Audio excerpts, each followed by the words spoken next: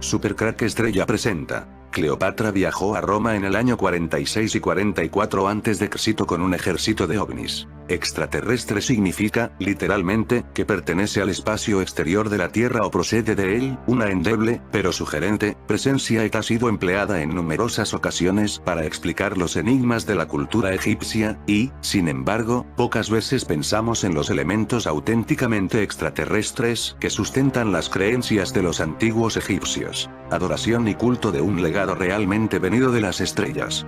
Algunos de los misterios que rodean a los antiguos egipcios están tan enrocados en la comunidad científica que no son pocos los que han propuesto, quizá de una forma aventurada, la respuesta extraterrestre. Los propios textos antiguos nos hablan de visitas y viajes a las estrellas. El libro de la vaca celeste nos cuenta cómo los dioses primigenios llegaron del cielo y, como vamos a ver a continuación, los textos de las pirámides describen con todo detalle cómo podía viajar el faraón hasta las estrellas en los llamados textos de ascensión.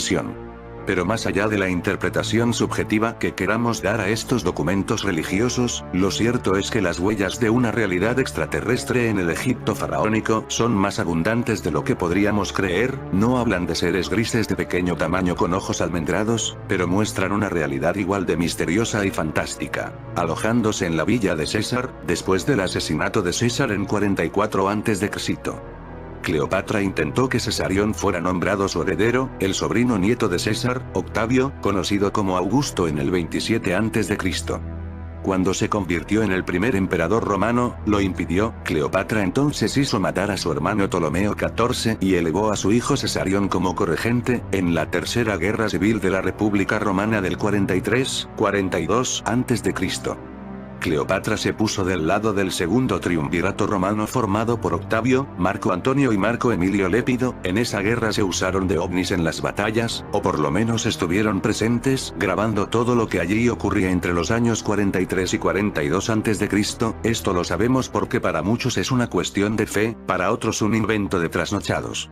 Existen miles de fotografías y vídeos en internet, la mayoría son falsos, hoaxes, como se los llama en inglés, aunque otros son difíciles de descalificar aún para los expertos. Sin embargo, aquellos que abonan la teoría de que los extraterrestres visitan la Tierra desde tiempos remotos, antes de que cualquier persona con un programa de edición pudiese crear su propia evidencia, aseguran que ya en pinturas de diferentes eras históricas pueden encontrarse evidencias. Prodigiorum Liber siglo IV. Julio Obsequens fue un italiano del siglo IV, que recopiló en Libro de los Prodigios la obra de Tito Livio, historiador romano, diferentes textos que hacen referencia a sucesos extraordinarios y sobrenaturales ocurridos en la historia de la actual capital italiana entre los años 249 a.C. y 12 a.C. En este período de tiempo fue cuando Cleopatra vivía en Roma. Son 200 años de margen donde este pintor nos cuenta cosas que ocurrieron en Roma. Ese margen de tiempo abarca también el tiempo Cleopatra vivió en Roma con su hijo entre los años 46 y 44 a.C. La ilustración pertenece a un avistamiento de un ovni durante el Renacimiento y el texto indica, algo como una especie de arma, misil de oro, se levantó con un gran ruido de la tierra y se disparó hacia el cielo. El margen de la fecha de esta historia es amplia y abarca desde el 249 a.C. hasta el 12 a.C., pero coincide con la tercera guerra civil de la República Romana del 43-42 a.C., donde estaba Cleopatra en Roma. ¿Tenía Cleopatra una guardia personal de ovnis? ¿Llegó Cleopatra a Roma con un ejército de ovnis? Estos ovnis quizás no podían intervenir en los acontecimientos, quizás solo se limitaban a observar y grabar, pero las fechas de este cuadro, de cuando se dató la fecha de la historia, ya que el cuadro se pintó en el siglo IV después de Cristo, pero lo que dibuja en el tiempo es algo que perfectamente coincide con el tiempo donde Cleopatra estuvo en Roma. Recordemos la historia que refleja el cuadro está comprendida entre el 249 a.C. y el año 12 a.C., y el tiempo en que Cleopatra estuvo en Roma fue entre los años 46 y 44 a.C., por lo que es más que posible que esta batalla de ovnis en Roma fuera con el tiempo que Cleopatra estuvo en Roma. Julio Obsequente, Julius Obsequens, fue un escritor de la antigua Roma, autor de una obra llamada Libro de los Prodigios, Liber Prodigiorum. Nada se conoce acerca de su vida, pero se cree que vivió en el siglo IV. El libro de los prodigios es una recopilación de textos provenientes de la obra de Tito Livio que hacen referencia a prodigios, sucesos extraordinarios y sobrenaturales, ocurridos en la historia de Roma entre los años 249 a.C. y 12 a.C., fue impreso por vez primera por el humanista veneciano Aldo Manusio en 1508, según un manuscrito hoy perdido, que perteneció a Jodocus de Verona. Ediciones posteriores fueron impresas por F. Oudendorp, Leide, 1720, y Johann, 1853. La obra es muy citada por los interesados en la ufología, que interpretan algunos de los prodigios mencionados en ella como ejemplos de las apariciones que intentan rastrear. La relativa cercanía en el tiempo, el amplio espacio de tiempo que cubrieron tanto república como imperio y el poder del latín como lengua franca, nos han dejado un legado enorme sobre la cultura romana en todos sus aspectos, militares, sociales, económicos, científicos, y como no podía ser de otra manera en una civilización que se extendió por 20 siglos, existen informes de avistamientos de ovnis, he aquí una breve lista de ellos. El primer encuentro del que tenemos registros, nos lo relata el historiador Julius Obsequens en su libro de Prodigiis, aunque citando a su colega Titus Livius. Según ambos, en invierno del posible año 46 se observaron sobre Roma las apariciones de extraños visitantes, navium speciem de caelo ad fulcise. Las naves fantasma habían sido vistas brillando en el cielo. No importa que Tito Livio escribiese los eventos de oídas, pues ocurrieron 200 años de su propio paso por esta vida, ni que como historiador objetivo dejase mucho que desear, pues hasta sus compatriotas consideraban que sus relatos exageraban un poco para glorificar al máximo la civilización romana. Estamos hablando del siglo I a.C., donde ocurrieron estos hechos de ovnis en el cielo en tiempos donde la faraona Cleopatra se encontraba en Roma, pero 28 años después de todo lo que en este video se relata y después de la muerte de Cleopatra, solo 28 años después, también se relata avistamientos de ovnis en Europa, en Grecia, que está muy cerquita de Roma. Esos ovnis con los que apareció Cleopatra desde Egipto hasta Roma, aún continuaban allí 28 años después, firmando y grabando la historia como si de una película se tratara en el año 74 a.C. Plutarco, famosos por sus obras Vidas paralelas en las que comparaba las biografías de un romano famoso con la de otro griego, Vidas de emperadores, es un cronista con mayor prestigio que el anterior, pero también escribió mucho de oídas, y no podemos asegurar que todo lo escrito es cierto, y menos de acontecimientos extraños. Este historiador nos cuenta en la vida de Lúculo, un cónsul y general del siglo I a.C.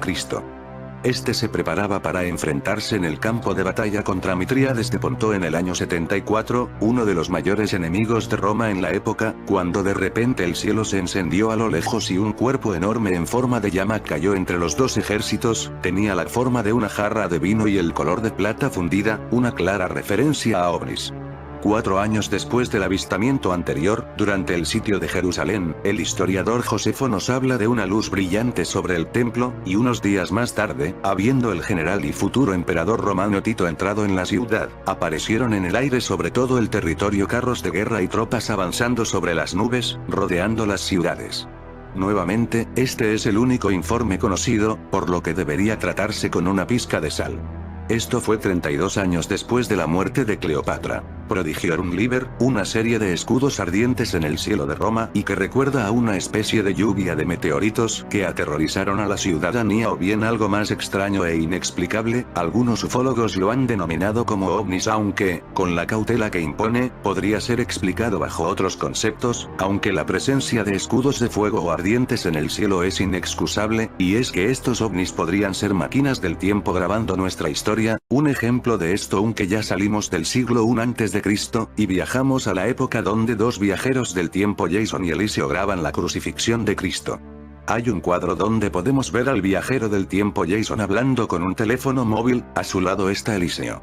Quizás uno de los ejemplos más impactantes de este tipo de pintura viene dado en la crucifixión de Cristo, una obra donde se representan unas especies de naves que surcan el monte Gólgota en tan funesto día. Podrían ser entendidos como estrellas, a pleno día, o algún fenómeno anunciador de la muerte de Cristo. Si observamos con calma el cuadro, veremos cómo en el interior de esos objetos se ve a personajes que parece gobernar las mismas, y que éstas tiene forma de nave, como pilotos de las mismas. Los textos de las pirámides son los textos religiosos más antiguos de la humanidad. Aparecen por primera vez en la pirámide del faraón Unas en Saqqara, k. 2350 AC. Su contenido es completamente estelar. A lo largo de casi 230 fórmulas se dan los pasos necesarios para que el faraón difunto ascienda al cielo y se una con sus ancestros, los dioses de las estrellas. ¿Por qué creían los antiguos egipcios que sus dioses procedían de las estrellas? ¿Qué les hizo pensar que el faraón provenía del mismo lugar y que debía reincorporarse a su naturaleza estelar? En los textos de las pirámides podemos encontrar las respuestas. Allí se nos habla de unos misteriosos rayos, que cruzaban los cielos de Egipto. Estos rayos, llamados vía, estaban hechos de un extraño mineral, terriblemente duro, aunque lo más singular de ellos eran sus poderes mágicos. Los vía, literalmente el metal del cielo, debieron de ser meteoritos ricos en hierro, los llamados sideritos. Los egipcios vieron en ellos un gesto de gracia por parte de los dioses celestes, los mismos que miles de años antes descendieron sobre la tierra para crear la civilización. Todo encajaba. Hoy sabemos que muchos de estos meteoritos eran divinizados y adorados en templos. En el libro segundo de la Historia Natural de Plinio el Viejo, 2379 después de Cristo, podemos leer cómo en el templo de Abidos, la morada de Osiris, divinidad solarizada tiempo después, se adoraba una piedra que la tradición identificaba como caída del cielo. Otros textos nos dicen que en Abidos se veneraba una de las reliquias más importantes de Osiris, su cabeza. Si a esto le sumamos que los egipcios pensaban que los huesos de los dioses estaban hechos de hierro meteorítico, podríamos especular con que la cabeza de Osiris era un meteorito que recordaba el cráneo del dios de los muertos. Los egipcios emplearon el material para ellos sagrado. No olvidemos que contaba con un elevado porcentaje de níquel, casi un 10%, para la confección de herramientas mágicas que utilizaban en sus rituales. Curiosamente, este hierro no era empleado para fines prácticos, como podría esperarse de él, debido a su extremada dureza. Los egipcios entendían que su poder radicaba en la esencia misma del material y, sobre todo, en el lugar mágico del que provenía, el cielo de los dioses. ¿Cuál era la forma y el material del que estaba hecha esta enigmática reliquia primigenia? Lo ignoramos ya que no contamos con ninguna descripción ni la piedra en sí. Sin embargo, por las descripciones de los textos parece indicar que pudo haberse tratado de un fragmento de meteorito con forma piramidal, una señal de los dioses. Este extraño elemento piramidal, cuyo verdadero significado solamente podemos intuir, está también relacionado con el piramidión, el vértice que remataba las pirámides y también los obeliscos, iconos solares por antonomasia. Imhotep, sabio arquitecto y finalmente Dios en el primer milenio antes de nuestra era, pasa por ser el ideólogo y creador de la forma piramidal. A su ingenio se debe la construcción de la primera pirámide de la historia, la del faraón Soser en la meseta de Saqqara, en el 2650 a.C. Él creó esa espectacular escalera hacia el cielo que conectaba al rey difunto con sus ancestros estelares. Algo parecido tuvo que ser la Torre de Babel, o el actual CERN de partículas en nuestro siglo XXI. El vínculo de unión entre el mundo celeste con el ámbito funerario se mantuvo durante toda la historia de Egipto. Si los textos de las pirámides daban las fórmulas necesarias para que el rey difunto regresara a las estrellas, los textos funerarios posteriores, destinados a ayudar a todos los egipcios de cualquier estamento social en ese viaje al mundo de Osiris, continuaron con las mismas ideas. Et 04 Nacho Hades, el libro de la salida al día, más conocido como libro de los muertos, cuenta con un pasaje singular en el que se describe la llegada de la momia a la entrada de la tumba. Allí recibe por parte de los sacerdotes el ritual de apertura de la boca, esto es, una liturgia por la cual el difunto recuperaba sus 5 sentidos para poder comenzar el viaje al más allá. Un sacerdote zen se colocaba ante la momia erigida frente a la puerta de la tumba, rematada por una pirámide, y gesticulaba con una suerte de asadón de color negro. Esta extraña herramienta, llamado Setet, según muchos egiptólogos, estaría hecha de hierro de origen meteorítico, una evidencia más de la presencia de elementos extraterrestres en la religión egipcia y su extraordinario valor en los rituales de iniciación. En otras ocasiones se empleaba con la misma finalidad el llamado Seshkef, una herramienta con forma de cola de pez. Además de ser empleado con las momias, esta liturgia también se usaba para dar vida a cualquier tipo de animal sagrado e incluso templos o estatuas. Antiguamente era llevado a cabo por el mismo artesano que hacía la estatua sin necesidad de usar un sacerdote como intermediario. En el caso de las momias, el ritual de apertura de la boca se celebraba en 2 ocasiones. Primero se realizaba inmediatamente después de finalizar el proceso de embalsamamiento, en el taller de los embalsamadores. Más tarde, el ritual se repetía, como hemos visto, antes de que el sarcófago y la momia fueran colocados en el interior de la tumba para la eternidad. Una vez más nos topamos con un dato que refuerza la idea de que los antiguos egipcios relacionaban el origen de la vida y la existencia después de la muerte con el mundo fuera de nuestro planeta. Si buscamos en internet vídeos de seres extraterrestres en el antiguo Egipto, fácilmente nos toparemos con este ejemplo, sus visitas se cuentan por millones. La imagen es espectacular, casi estremecedora. La historia cuenta cómo cerca de Laún, al sur del oasis del Fayum, una expedición secreta descubrió dentro de una pirámide los restos de lo que en términos ufológicos se conoce como entidad biológica extraterrestre. La primera vez que yo vi esta misteriosa momia, porque sí, yo la he visto, fue en el Hospital Kasrelaini de El Cairo en el año 1999, el Dr. Gabaya, su redescubridor, me la mostró en una de las estancias del hospital en donde había aparecido junto a otras momias olvidadas desde hace décadas. El misterio de este cuerpo de color grisáceo reside en que apareció en la tumba de Tutankamón, en 1922. Se trata de uno de los dos fetos momificados, hijos del faraón niño, el ADN no ha dejado dudas, descubiertos por Howard Carter en esta tumba. La fotografía no tardó en trascender a los medios de comunicación, recalando poco después en los foros de misterios ufológicos, enigma resuelto. La historia no es lo que nos cuentan. Imaginar a Cleopatra viajando desde Egipto hasta Roma escortada por ovnis es, según lo expuesto en este video, más que posible. ¿Ovnis o máquinas del tiempo? Esa es la duda que tengo. Según las conclusiones de la egiptóloga, Cleopatra medía 1,52 mts de estatura, tenía una piel marcadamente oscura y poseía un leve sobrepeso. Su rostro, en tanto, se caracterizaba por tener una gran nariz, labios muy finos y una quijada puntiaguda, lo que se contrapone con la imagen idealizada de la reina egipcia que nos ha entregado el cine y la televisión. Los datos revelados parecen coincidir con lo escrito por el historiador griego Plutarco, quien escribió en su tiempo que la reina de Egipto no era hermosa en un sentido convencional, pero tenía la capacidad de embrujar con su discurso. Cleopatra había heredado el trono de Egipto en el año 51 a.C., cuando tenía 17 años, junto con su hermano Ptolomeo XIII, de solo 12, quien era además su esposo, hecho frecuente en los matrimonios regios ptolemaicos. Y entre la élite reptiliana que solo se cruzan entre ellos. La tradición cuenta que, tras entrevistarse con Octavio el triunfador de las guerras civiles romanas que se produjeron después de la muerte de Julio César y quien se convertiría en el futuro Augusto, el primer emperador de Roma, la reina egipcia se percató que éste deseaba tomarla como prisionera para exhibirla en Roma durante la tradicional ceremonia conocida como triunfo. Después de esta entrevista con Octavio, un hombre frío y calculador que a diferencia de César y Marco Antonio no podría seducir o sugestionar de ningún modo, Cleopatra eligió morir y tomó la decisión de suicidarse. Según la versión más extendida, Cleopatra pidió a sus criadas Hilas y Charmión que le trajeran una cesta con frutas y que metieran dentro una áspid, una cobra egipcia, la cual fue responsable de su muerte, a finales de agosto del año 30 a.C., aunque otras versiones relatan que se quitó la vida por otros medios al conocer el suicidio de su esposo, el general romano Marco Antonio, con quien tenía 3 hijos. Antes de fallecer, la mítica reina egipcia escribió una misiva a Octavio en la que le comunicaba su deseo de ser enterrada junto a Marco Antonio, y así se hizo. Hoy, sin embargo, se desconoce el lugar de su sepultura. Si ella viajaba siempre con estos ovnis, es fácil pensar que fueron los ovnis o máquinas del tiempo los que se llevaron a Cleopatra y Marco Antonio.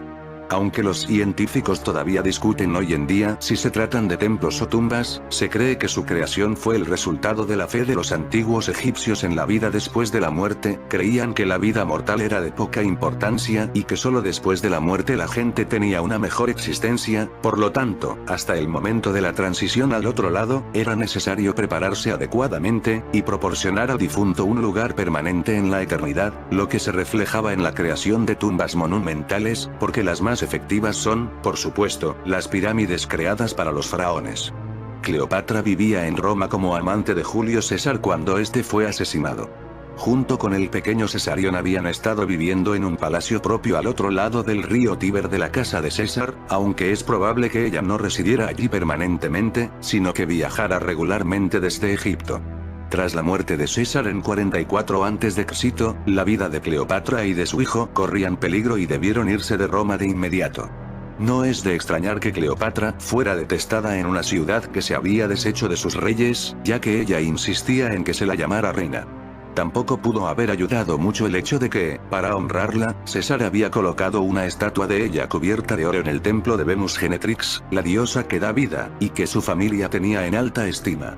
Cleopatra vivía en el palacio propio al otro lado del río Tíber. Recientemente en este río en pleno siglo XXI se pudo ver un ovni aquí cerca de este río donde Cleopatra vivía. Era la noche del 8 de mayo, cuando a las 20:45 horas un objeto volador no identificado en forma de disco pasó sobre el monumento romano Castillo de Sant'Angelo, situado en la orilla derecha del río Tíber. El ovni de forma alargada y con un haz luminoso, apareció moviéndose de izquierda a derecha de la pantalla. Parecía dirigirse al centro de Roma. El objeto luminoso blanco aparece y desaparece en cuestión de pocos segundos, mientras el corresponsal de Telecinco continúa con su crónica sobre el coronavirus. La duda que se cierne ahora sobre algunos de los espectadores que vieron las imágenes es si realmente se trata de un ovni o no. La velocidad es alta, no desprende ningún sonido al moverse y, según algunos expertos en la materia, dicho artefacto contendría a su vez 4 esferas luminosas unidas entre sí.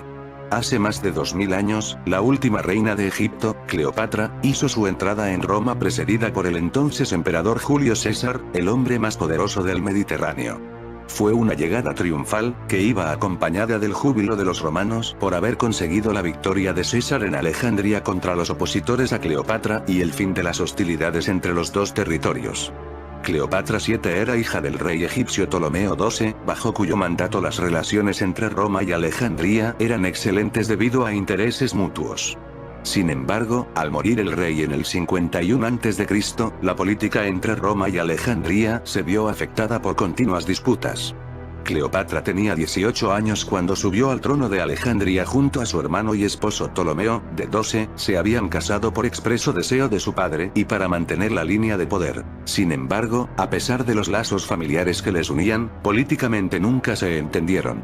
Cleopatra quería gobernar en solitario, pero Ptolomeo, aconsejado por Potino, la expulsó del reino para quedarse con todo el poder, y Cleopatra tuvo que huir a Siria. Guerra civil en Roma. En Roma, mientras tanto, una guerra civil enfrentaba a Julio César y Pompeyo, tutor de Cleopatra y Ptolomeo. Tras varias batallas, Julio César se declaró vencedor, y su rival huyó a Alejandría, donde fue asesinado por el mismo Ptolomeo. Julio César, viendo que las relaciones entre Egipto y su imperio volvían a peligrar, pidió reunirse con los dos hermanos y buscar una nueva alianza. Cleopatra, mujer seductora y precavida, prefirió ir por su cuenta al encuentro de Julio César, y se presentó por sorpresa, de noche, en los aposentos del emperador romano. César, fascinado por su valentía y arrojo, se puso de su lado para ayudarle a recuperar el trono de Alejandría y así conseguir la paz. Sin embargo, esta tardaría en llegar. Ptolomeo, que había conseguido reunir otro ejército con la ayuda de su hermana Arsínoe, declaró de nuevo la guerra. Pero esta vez, Julio César y Cleopatra luchaban juntos, y juntos vencieron. Cleopatra, al fin, consiguió el ansiado trono de Egipto. Julio César volvió a Roma como el artífice de la victoria ante los egipcios, y Cleopatra entró en la capital del imperio con grandes ovaciones, y quién sabe si quizás con un ejército de ovnis. En fin amigos de Supercrack Estrella, si el video te gustó pulgar arriba. Supercrack Estrella presenta. Una guerra se está librando en el mundo por la tecnología de los ángeles caídos. Esa guerra no es por petróleo, algo que mucho piensan, sin darse cuenta de que el oro negro pronto será cambiando. Las guerras que se libran en lugares como en Siria o Ucrania tiene que ver con la tecnología de los ángeles caídos. Esa tecnología se encuentra en lugares como en Alepo, Siria, y Crimea, que fue anexionada por Rusia. Tener esa tecnología que se encuentra escondida bajo tierra desde hace miles de años hace que un país reine sobre los otros. En este video nos centraremos en esa tecnología de los ángeles caídos que se encuentra en Siria. Alepo es el lugar clave para esta lucha. Allí está la mayor tecnología de aquellos que dominaron el mundo en el pasado. Me refiero, claro está, a los ángeles caídos. En Alepo tenemos 3 puntos claves donde está la tecnología más avanzada del mundo. Uno sería el ancestral templo de Ain Dara, Siria, que se encuentra en Alepo. El otro punto es la fortaleza de Alepo, un gran secreto, y por eso está ocurriendo esta guerra. Dentro de la fortaleza de Alepo está el secreto nuclear Atlante de Alepo. La fortaleza de Alepo, de origen atlante, encierra en sus entrañas una fortaleza interna con una cámara acorazada que contiene barritas solares de plutonio. Para entrar en ellas hay que ir con un equipo especial antirradiactividad. Hablemos claro, estas son las razones de la guerra en Siria. Controlar todo esto. Nos queda un tercer punto en Alepo, el fabuloso archivo de tablillas de los reyes de Ebla, que está, como todo lo he comentado antes, en Alepo. Esto se encontró en el año 1975, y desde ese día Siria ha estado en el punto de mira de la OTAN. En estos momentos Siria controla el poder sobre Alepo después de una dura lucha con los islamistas que allí se encontraban, pero Turquía continúa intentando tomar el poder de Alepo. Este es su verdadero objetivo secreto junto con Estados Unidos, tomar de nuevo Alepo y su tecnología secreta de los ángeles caídos. En marzo del 2020, en plena pandemia, el ejército turco atacó Alepo. Esta es la verdadera guerra que te ocultan. Tomar el primero esta tecnología de estos ángeles. La misma historia la tenemos en Crimea, y la guerra que hay con Rusia en Ucrania. Este año 2021 podría ser terrible para el mundo, pero estamos centrados en este video en Alepo. Turquía atacó el aeropuerto militar del régimen de Al-Assad en Alepo en el mes de marzo, en plena guerra con el virus. La élite satánica intenta dominar esta tecnología oculta aquí. Los aviones teledirigidos, o drones, y los vehículos de apoyo atacaron el aeropuerto militar de Al-Nairab, que está fuera de servicio, según fuentes locales. Las fuerzas armadas turcas atacaron en marzo el aeropuerto militar del régimen sirio en Alepo. Según fuentes locales, el aeropuerto militar Al-Nairab, en las afueras de Alepo, era conocido como una de las bases que el régimen de Bashar al-Assad utilizaba frecuentemente en los ataques contra las fuerzas armadas turcas y los civiles en Idlib, al noroeste de Siria. En este 2021 corre prisa de conseguir esta tecnología porque algo puede ocurrir pronto en el mundo. Es necesario para los dos bandos en disputa el disponer de esta tecnología de los ángeles caídos aquí. Por esa razón la guerra será encarnizada en este 2021. Se hablará mucho de Alepo este 2021. No parece que quede mucho tiempo y la guerra por este lugar del mundo llamado Alepo parece que llegó a su fin. ¿Quién la ganará? Siria esconde un gran secreto atlante dentro de la ciudad de Alepo y por eso está ocurriendo esta guerra. Si fuera por el petróleo ya habría terminado esta guerra, ya que Estados Unidos junto con Turquía ya controlan los yacimientos de petróleo sirio. Entonces, si esta fue la razón por qué continúa la guerra aquí, pues porque esta no es la verdadera razón. La razón es toda la tecnología que dejaron aquí los ángeles caídos. La fortaleza de Alepo, de origen atlante, encierra en sus entrañas una fortaleza interna con una cámara acorazada que contiene barritas solares de plutonio. Para entrar en ellas hay que ir con un equipo especial antirradiactividad. Es muy posible que dicha cámara acorazada, que puede ser enorme, esté llena de lingotes o monedas de oro así como de objetos atlantes de un valor incalculable. Una de las razones que me han llevado a pensar esta conclusión es la distribución del terreno, donde yo veo claramente a la familia real del universo. En esta imagen podéis apreciar lo que yo veo. Siguiendo este planteamiento mío, si la fortaleza de Alepo representa al bebé, quiere decir que es energía, como si fuese la boca de un volcán.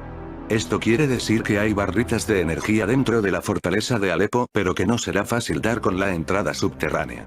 ¿Existe una conexión cósmica o algún mensaje oculto en este crop circle atlante aparecido el día 22 de julio de 1991?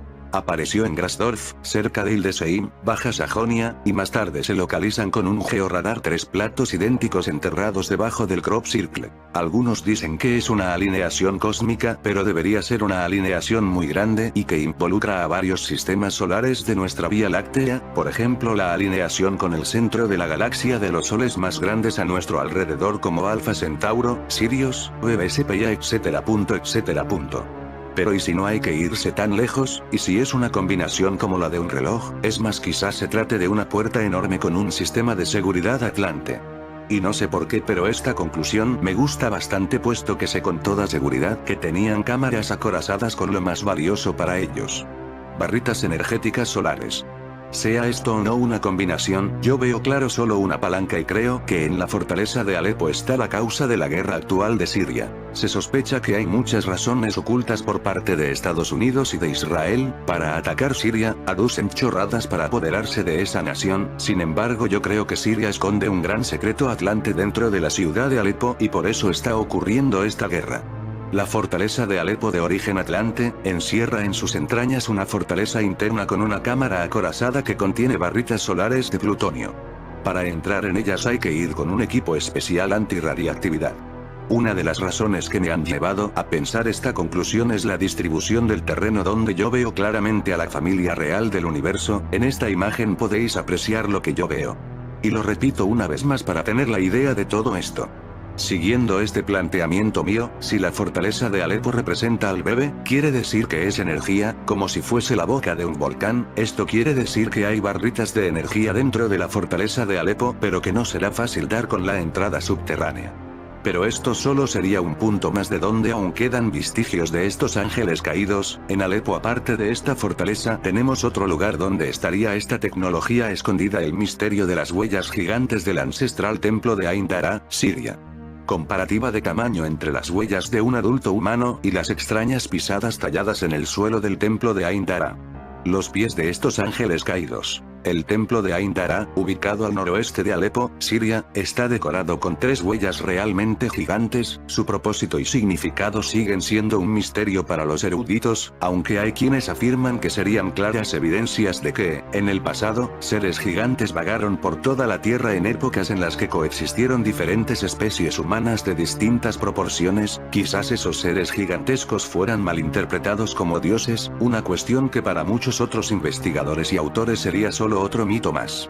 Ain Dara es una pequeña población situada al noroeste de Alepo, Siria, conocida por algunas estructuras notables, entre ellas su ancestral templo, ubicado justo al oeste de la localidad y descubierto por casualidad en 1955, cuando se encontró un colosal león de basalto. Como resultado del hallazgo se llevaron a cabo excavaciones en los años siguientes, revelándose la presencia de fascinantes piezas históricas. Los expertos creen que el templo de Ain Dara se remonta hasta la cultura sirio-hitita en plena era del hierro. Los sirio-hititas o neo-hititas eran un grupo de pueblos que surgieron al final del segundo milenio antes de Cristo. Después de la caída del imperio hitita, los estados sirio-hititas llenaron un vacío político y se convirtieron en el poder dominante en la región hasta su conquista por parte del imperio neo-asirio a finales del siglo VIII a.C. Huellas gigantescas. Pese a los numerosos descubrimientos que se han hecho en Ain Dara, los científicos todavía no han conseguido saber a qué divinidad estaba dedicado el templo. De hecho, la multitud de esculturas y bajorrelieves que adornan las paredes del lugar hacen que sea extremadamente difícil para los académicos plantear una explicación medianamente rigurosa. Sin embargo, incluso antes de tener la oportunidad de echar un vistazo a las bellezas interiores del templo, hay muchos otros detalles que descubrir. Al llegar, antes de acceder a su interior, salen a nuestro encuentro un par de gigantescas huellas desnudas supuestamente talladas en el suelo de piedra que sorprenden por igual a científicos y turistas, las huellas que dejaron los ángeles caídos. Aquí está la tecnología que ellos dejaron, por eso se libra una guerra que puede ser muy peligrosa para el mundo entero. Curiosamente, existe otra tercera huella gigante no muy lejos de las dos primeras. ¿Por qué tallaron esas huellas gigantescas y por qué son 3? ¿De quién eran estas huellas? ¿Constituyen meras representaciones de sus dioses? ¿Se colocaron allí por razones estéticas o son la evidencia de algo mucho más impactante?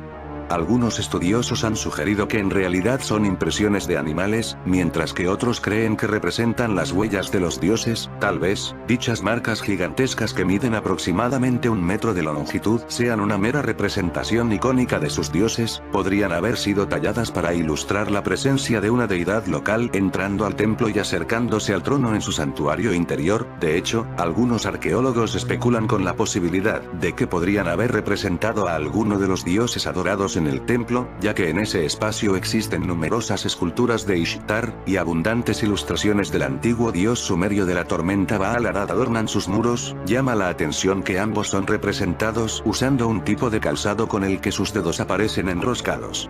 ¿Están debajo de estas huellas gigantes la tecnología secreta que buscan tanto los Estados Unidos como los rusos? Otros autores creen que hay una explicación completamente diferente, y que estas huellas, como muchas otras encontradas alrededor del globo, son un recordatorio de aquel tiempo ancestral en que los dioses caminaron sobre la Tierra, haciendo temblar el planeta entero bajo sus gigantescos pies, como ocurrió en los Alpes suizos o los Alpes austríacos. Además, otra característica interesante del templo de Ain Dara es su similitud con la descripción bíblica del templo de Salomón en Jerusalén. Se ha asegurado que ambos templos eran similares en tamaño y decoración. Asimismo, hay que destacar que también existen otros templos en esta región comparables con el templo de Ain Dara y el templo de Salomón, como por ejemplo los de Ebla, Emar y Mumbaka. Así pues, parece ser que estos templos pertenecieron a una desarrollada tradición cultural que dominó la región en aquella época remota. Curiosamente, Mesopotamia es conocida por ser la cuna de la civilización y el lugar de nacimiento de una de las mayores historias mitológicas del planeta, por lo que hallar descubrimientos curiosos e inexplicables como las gigantescas huellas es algo que cualquiera podría esperar encontrar en la zona. La mitología del área circundante sugiere, ciertamente, una época en la que los gigantes, los semidioses y los dioses vagaron por la tierra dejando su estela. Fue en este mismo año el siglo 8 a.C. cuando en el centro de la actual península italiana, según la tradición nacen Rómulo y Remo. Rómulo será el tradicional fundador de Roma. En esa misma época se dejaron estas huellas de gigantes en Alepo. En Egipto reinaba el faraón Sesong III. Este faraón nació con un desastre que ocurrió durante su nacimiento. De estas interpretaciones del texto obtenemos, pues, 4 resultados principales. 1. Que aconteció un desastre a pesar de que no hubo eclipse. 2. Que hubo un desastre antes de que sucediera el eclipse. 3. Que el desastre ocurrió a causa de un eclipse parcial. Y 4. Que el eclipse precedió el desastre. Sin embargo, de todas estas soluciones, realmente en los últimos años solo se han mantenido 2, las más opuestas, es decir, la primera y la última de las opciones mencionadas. Como sabemos, en jeroglífico, el signo de 35, 2 brazos abiertos, se lee N y usualmente sirve para indicar la negación. Si observamos la línea de texto que estamos discutiendo veremos cómo esta comienza precisamente con dicho signo, lo cual hace que debamos entender que el verbo es precedido por la negación y que el inicio deba ser traducido como, cuando o aunque, no se había tragado el cielo o a la luna. Esta traducción dejaría claro, entonces, que no hubo eclipse lunar y que, por tanto, esta cita no sirve para buscar un eclipse lunar contemporáneo, que lo que queda claro es que con su nacimiento algo ocurrió en la Tierra. Nos queda un tercer punto en Alepo donde se encuentra toda esa tecnología por las que las élites están en guerra, y es Ebla que está en Alepo. En 1975, arqueólogos italianos hallaron en la antigua Ebla un conjunto excepcional de textos cuneiformes de 4000 años de antigüedad. En la misma época que los dioses ángeles caídos dejaban sus huellas en la ciudad de Alepo, nacían Rómulo y Remo. Lo que se esconde en Alepo tiene que ver mucho con la historia de Rómulo y Remo, ya que ambas cosas ocurrían al mismo tiempo. La misteriosa abducción de Rómulo, el fundador de Roma, en el mismo día que los ángeles caídos dejaban sus huellas en Alepo. Cuenta la leyenda que una noche el cielo se cubrió de espesas tinieblas. Fue el mismo día que nacía el faraón Sesong III en Egipto. Ese mismo día en Roma también había espesas tinieblas, y que en medio de truenos y relámpagos, el entonces fundador de Roma fue arrebatado por los dioses para no volver a ser visto jamás. Si por un momento dejamos de lado el trasfondo legendario y nos atrevemos a hacer una interpretación moderna de los hechos, puede entenderse el arrebato como una abducción, y los dioses nada más y nada menos que como entidades alienígenas. Ya sabemos que en esos tiempos los ángeles caídos plantaban sus huellas en Alepo. En el año 753 a.C., los hermanos gemelos Rómulo y Remo fundaron la ciudad de Roma. Tras matar a su hermano Remo, Rómulo se convirtió en el primer soberano de la ciudad y reinó durante 39 años. La identidad de estos dos hermanos es de carácter tanto histórico como legendario. Según la leyenda, ambos eran hijos de Marte, dios de la guerra, y fueron amamantados y criados por una loba. La historia nos dice que, en aquella época, muchos hombres eran considerados hijos de Marte, y a pesar del trasfondo romántico, Rómulo y Remo podrían haber sido criados por una prostituta, apodadas Lupae, lobas. En la antigua Roma, la desaparición de Rómulo, pero el fundador de Roma, desapareció misteriosamente de las páginas de la historia, el 7 de julio del 714 a.C. Cuando se encontraba en el templo de Vulcano para impartir instrucciones a sus senadores, Rómulo desapareció sin dejar rastro. En su obra monumental Ab Urbe Condita, literalmente, desde la fundación de la ciudad, el historiador Tito Livio menciona: cierto día, inspeccionando a sus tropas en el campo de Marte, cerca del pantano de la Cabra, Capra Palus, estalló una tormenta con truenos ensordecedores. Rómulo fue rodeado por una nube tan espesa que le ocultó de la vista de todos los presentes, y desde ese momento no volvió a ser visto jamás en ningún lugar del mundo. Otras crónicas describen la misteriosa desaparición de Rómulo, algunas sitúan cronológicamente el acontecimiento en el 26 de mayo, día en el que tuvo lugar un eclipse de sol. En muchos de los casos de desapariciones inexplicables, se relata que fueron predichas o acompañadas por fenómenos meteorológicos o astronómicos extremos, el mismo día que nació el faraón aún esta era la creencia de Plutarco, que lo describe como sigue. En estas circunstancias, el aire se volvió de repente más espeso y cambió milagrosamente, la luz del sol se apagó y todos fueron engullidos por una sorprendente oscuridad, acompañada por terroríficos truenos y rayos. Entonces la multitud se dispersó y huyó, pero los nobles se reunieron formando un grupo aparte. Cuando la tormenta hubo finalizado y volvió la luz, las gentes del pueblo volvieron a sus asientos e inquirieron, llenos de terror, dónde estaba el rey, pero ya fue imposible encontrarle, asesinado por los senadores. Ya en aquella época surgieron rumores y especulaciones por parte de quienes creían que Rómulo había sido asesinado por los senadores, argumentaban que los senadores, cansados de su liderazgo, le asesinaron y cortaron su cuerpo en pedazos lo suficientemente pequeños como para ocultarlos bajo sus ropas, arrojándolos luego a algún lugar en el que estas pruebas de su crimen nunca pudieran ser descubiertas, pero de hecho, Rómulo desapareció tan rápidamente que en ese corto espacio de tiempo no hubiera sido posible un asesinato y desmembramiento, y la gran cantidad de sangre derramada en el proceso hubiera imposibilitado ocultarlo. Fue una especie de portal dimensional el que se abrió ese día en el mundo, por donde mucha gente entró y desapareció. Ese portal tuvo que ser abierto desde Alepo, esa máquina es la que busca esta élite en Siria. Dioses entre mortales. Julio Próculo fue el único que consiguió acabar con la cadena de especulaciones y rumores. Bajo juramento, declaró que se había encontrado por casualidad con Rómulo, que habría reaparecido bajo una forma diferente, según dijo, presentaba un aspecto más noble y distinguido del que le había visto jamás, y portaba una armadura que brillaba de tal manera que casi cegaba la vista. El senador explicó que Rómulo se había dirigido a él para confirmar su origen divino. Mi buen Próculo, fue la voluntad de los dioses encontrarme aquí entre los hombres por un tiempo, y tras fundar una ciudad que se ha convertido en la más poderosa y gloriosa del mundo, volver a los cielos, de los que procedo. Ve ahora y diles a los romanos que mediante la templanza y la fortaleza espiritual alcanzarán la más alta cumbre de la grandeza humana, y que yo, el dios Quirino, seré siempre benevolente con ellos. Rómulo nunca volvió a ser visto, y los romanos le adoraron desde entonces bajo la forma del dios Quirino durante más de 1000 años.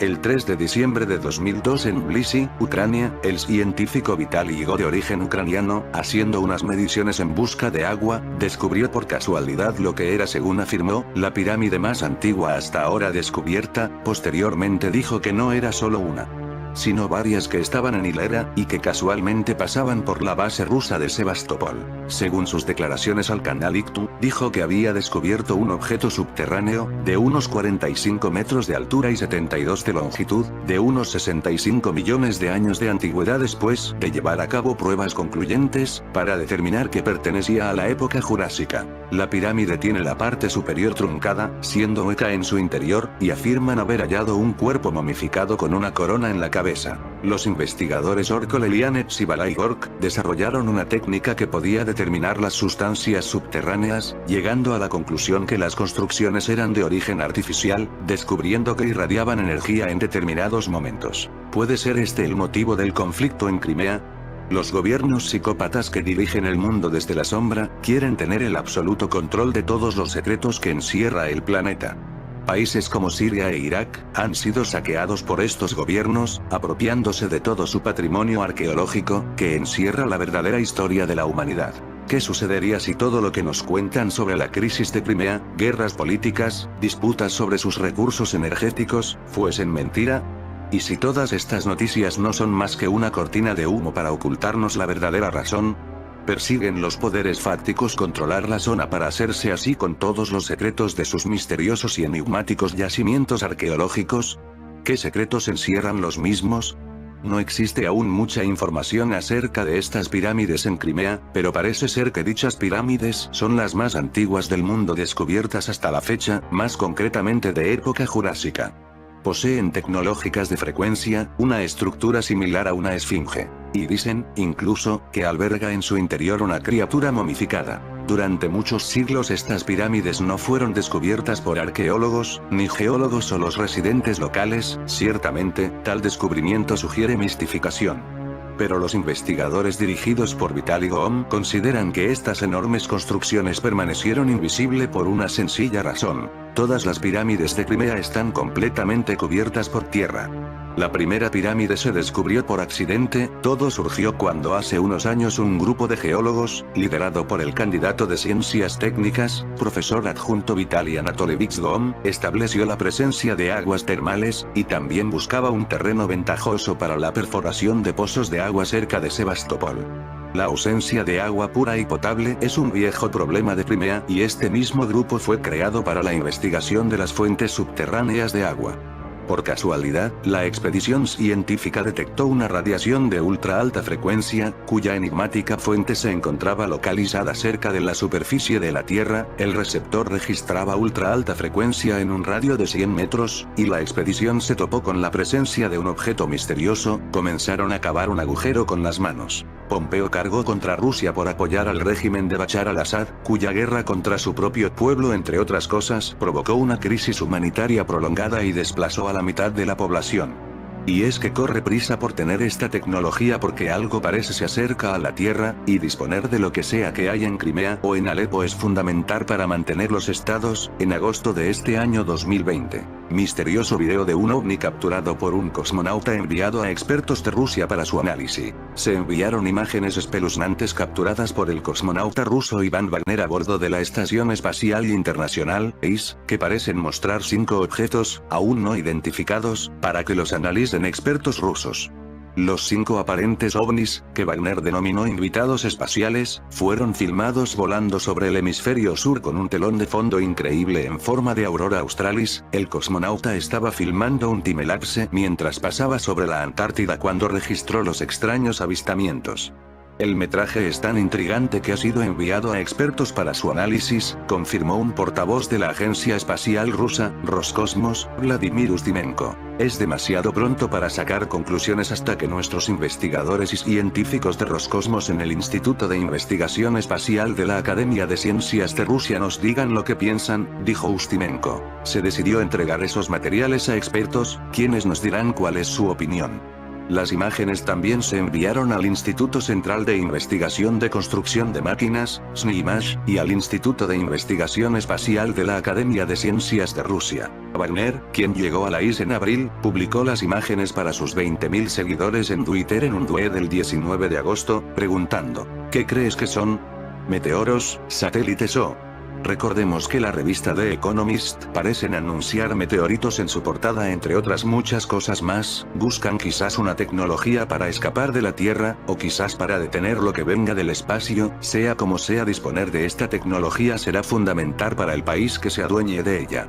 Los aguafiestas en línea se apresuraron a especular que los objetos probablemente eran algunos de los satélites Starlink de Elon Musk. La constelación artificial de satélites, diseñada para proporcionar internet gratis a aquellos de nosotros en la Tierra, es notoriamente brillante y es objeto de muchas críticas entre la comunidad científica por arruinar las observaciones astronómicas. Los ovnis también pueden ser algo más mundano, como una lente sucia, partículas de polvo flotando en la toma u otros trucos de la luz, ya que el video era en realidad un collage de imágenes unidas. Sin embargo, para obtener una respuesta más completa, solo tendremos que esperar a que regrese el análisis de expertos. Quizás la posible derrota de Donald Trump tenga que ver con no haber alcanzado los objetivos de vencer a Siria y recuperar Crimea. En fin, amigos de Supercrack Estrella, si el video te gustó, pulgar arriba. Supercrack Estrella presenta el misterioso destino de Poncio Pilato perseguido después de la muerte. Hay historias ocultas desconocidas que circulan y que se les añade la etiqueta de leyenda. Esta es, por el ejemplo, la asombrosa historia de Poncio Pilato y su destino en los Alpes suizos. Su silueta se eleva majestuosa y desafiante sobre Lucerna. Su leyenda y su altura, 2132 metros, hacen de él un monte mítico que, como casi todos los mitos, ha terminado convertido en un lugar turístico más, al que hoy se sube en un funicular a prueba de vértigo. Pero no siempre fue así. La primera reseña escrita que se conoce sobre él data del siglo XIII y ha causado la admiración de cuantos lo han visitado, desde Richard Wagner a la reina Victoria de Inglaterra. El Fragmund, el Monte Roto, no se conoce hoy por ese nombre porque la leyenda se impuso a la toponimia original. En la Edad Media se creía que en él habitaba un bondadoso dragón que ahuyentaba a los malos espíritus de la ciudad, pero pronto el dragón perdió eficacia y se prohibió subir a él para no encolerizar al espíritu que se había asentado allí. Cuenta la leyenda que el cadáver del gobernador Poncio Pilato fue arrojado al Tíber y que tal hecho provocó una tormenta de proporciones desastrosas que solo cesó cuando se recuperó el cadáver y lo sacaron del río. Los romanos, entonces, mandaron el cadáver a las Galías y lo arrojaron al Ródano con el mismo resultado catastrófico. Decidieron entonces hacerlo desaparecer en un lugar inaccesible y remoto y encontraron un pequeño lago en el Betia cerca de la cumbre del Fragmund, el Oberalp, que les pareció el sitio más adecuado para librarse de él. Naturalmente, esto no evitó que el espíritu de Pilato siguiese dando la lata y los naturales de Lucerna le hicieron culpable de todas las desgracias que venían del monte, desde la crecida del lago a las espectaculares tormentas. Incluso un Viernes Santo les pareció verlo sentado en medio del lago, vestido con su toga púrpura y con los cabellos grises al viento. Para decirlo con un galicismo preciso, aunque en Lucerna se hable alemán, los residentes panicaron y decidieron que al monte mejor ni mirarlo, cosa harto difícil porque se ve desde todos los sitios. Así, hasta mediados del siglo XVI, cuando una expedición decidió acabar con la maldición y armándose de valor, subieron al monte, lanzaron pesadas piedras al lago, removieron las aguas y para asegurarse de que el espíritu de Pilato los iba a dejar tranquilos desecaron el pequeño lago y por si acaso, hicieron también un profundo tajo que impidiese bajar a Lucerna al espíritu del gobernador romano. En realidad, la historia turística del monte, y su acceso al mismo de manera generalizada, están unidos a la construcción de la carretera del Gotthard, en el siglo XIX, una obra que lo hizo accesible tanto a los lugareños como a los foráneos, pero la leyenda del Monte Pilatus, uno de los muchos atractivos de Lucerna, es una historia que de alguna manera nos habla de esos misterios de Suiza. La siguiente historia es de ficción y es recogida de leyendas y historias de vampiros, que mezclan realidad con ficción, pero que me parecen curiosas y interesantes por tener relación con todo lo antes expuesto. Nótese que en Suiza y en Francia, en los dos lagos mencionados anteriormente, y llamados Pilatos, está terminantemente prohibido tirar cualquier cosa por temor a provocar una tremenda tempestad, poder atribuido a los vampiros, por cierto. Un clérigo, Eugenius van Rechem, 1858-1943, segundo del obispo de Gante en la iglesia de San Babón, fue un teólogo de renombre que creó una orden femenina llamada Hermanas de María, y el guardián del célebre cuadro de los hermanos Van Eyck, el Cordero Místico y de las otras reliquias y tesoros de la Catedral de Gante, entre las cuales se cuenta con la pretendida cabeza de San Juan Bautista que fue ofrecida a Salomé. Gran erudito, consagró buena parte de su existencia a estudiar los orígenes del cristianismo, y sus relaciones con los ritos paganos de los cuales la cristiandad hacía más que tomar prestados algunos de sus elementos. Se centró también sobre muy antiguas profecías de carácter bíblico, así como sobre la leyenda medieval de los reyes pescadores. Y sobre la historia de los cátaros, templarios y de su misión en Tierra Santa. Incluso se interesó por la herejía espiritista, pues algunas técnicas en vigor no estaban exentas de utilidad. Schlemil era un médico de Gante, especialista de la sangre, una especie de Van Helsing real. Un día de 1914, recibió en confesión a uno de sus amigos, pues bien, este extraño caballero le confió el relato de su aventura que le había llevado hasta los confines de Hungría, y de las consecuencias que le habían acarreado. Incrédulo al principio, Van Rechem se hizo entregar todas las pruebas que autentificasen su historia y habían provocado su condenación eterna. Estas consistían en una maleta y los rollos de cera que contenían las grabaciones del testimonio del cazador de vampiros. El citado arqueólogo andaba en la búsqueda de la tumba de un personaje bíblico importante, y cuya existencia se había terminado en los confines del Imperio Romano en el siglo I de nuestra era. La tumba en cuestión era la de Poncio Pilatos, el procurador romano que hizo condenar a Cristo a la crucifixión, según un texto apócrifo llamado Mors Pilati, citado por el historiador cristiano Eusebio, siglo IV después de Cristo. Habría sido exiliado a la actual ciudad de Viena, Austria, donde se habría suicidado.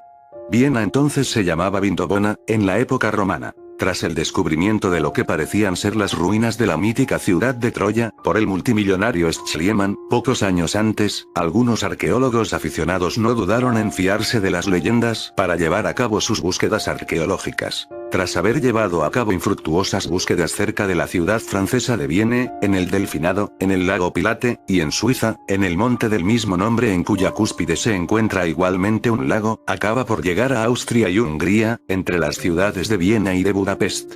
En el curso de las pesquisas, descubrió, en una zona de 60 kilómetros alrededor de un punto concreto, todos los cuerpos enterrados en tumbas datadas del siglo XIV hasta el XVIII, y que llevaban un crucifijo sobre la frente o sobre el pecho. Como si una superstición local quisiera protegerles de algo o de alguien. Algunos esqueletos tenían, además, una moneda puesta entre los dientes para impedirles que masticasen, cuenta la leyenda. Y al centro, casi geométrico, de ese círculo yacía una tumba romana panoniana aislada de las demás, fechada entre el siglo I o II de nuestra era.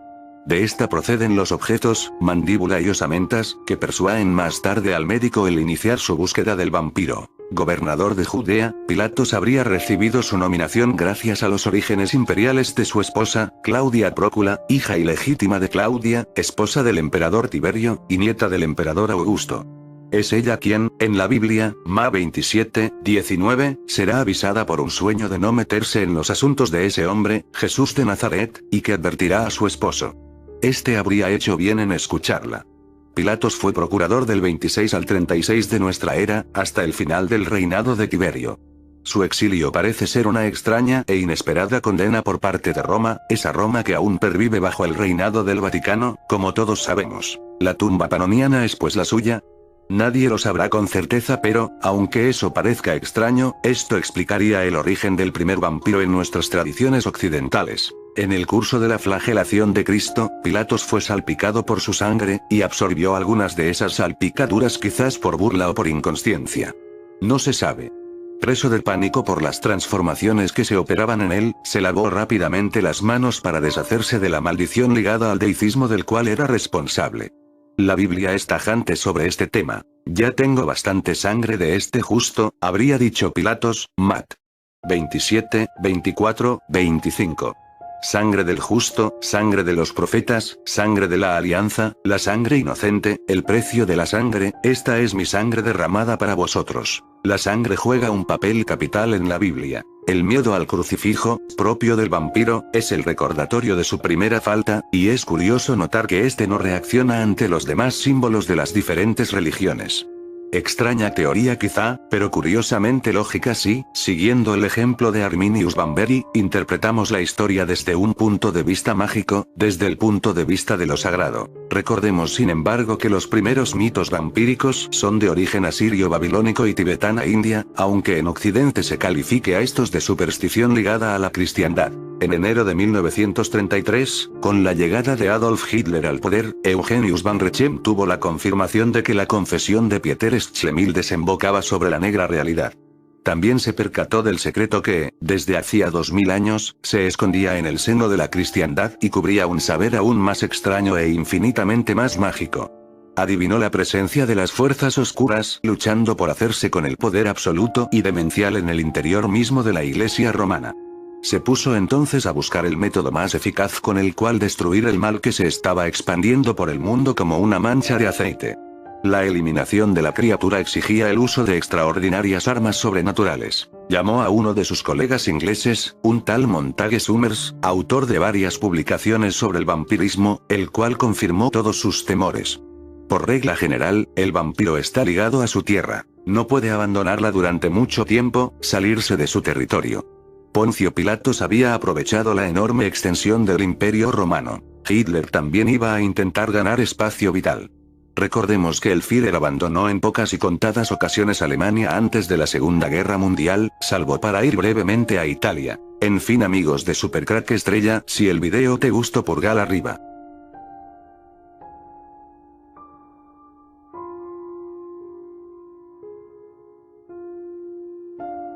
Supercrack Estrella presenta. Suiza tiene un gran misterio que aún no fue descubierto. La neutralidad. La doctrina suiza, se ha intentado explicar muchas veces la neutralidad que tiene Suiza, porque no fue invadido durante la Primera y Segunda Guerra Mundial. Porque todo el mundo guarda su oro y dinero en este país. Porque inventos como el cronovisor están guardados aquí en Suiza. Porque están aquí los esqueletos de los gigantes llamados ángeles caídos. La lista es muy larga, y creerme este video puede dar para horas. Porque aquí en Suiza está también el CERN, y puedo seguir, porque mucha gente importante se refugia en Suiza. Porque en la Antártida hay una montaña enterrada bajo el hielo que es una copia de los Alpes suizos. Las teorías de la conspiración, por lo general, culpan a los banqueros suizos de esta situación. Atacar Suiza era peligroso, afirman, porque habría hecho que los nazis, o los aliados, perdieran la importante ayuda del capital acumulado en el pequeño país. Esto tiene sentido hasta un punto. Suiza no era el único país con bancos, y Alemania no tuvo problema en pasar por encima de la neutralidad de Bélgica, los Países Bajos, Suecia o Dinamarca. Pero a mí esta teoría no me cuadra. ¿Tendrá alguna relación todo este misterio de Suiza, con esa montaña enterrada en la Antártida, que es una casi réplica de los Alpes suizos? Recordemos que son muchos los que creen que los ángeles caídos están aquí en la Antártida.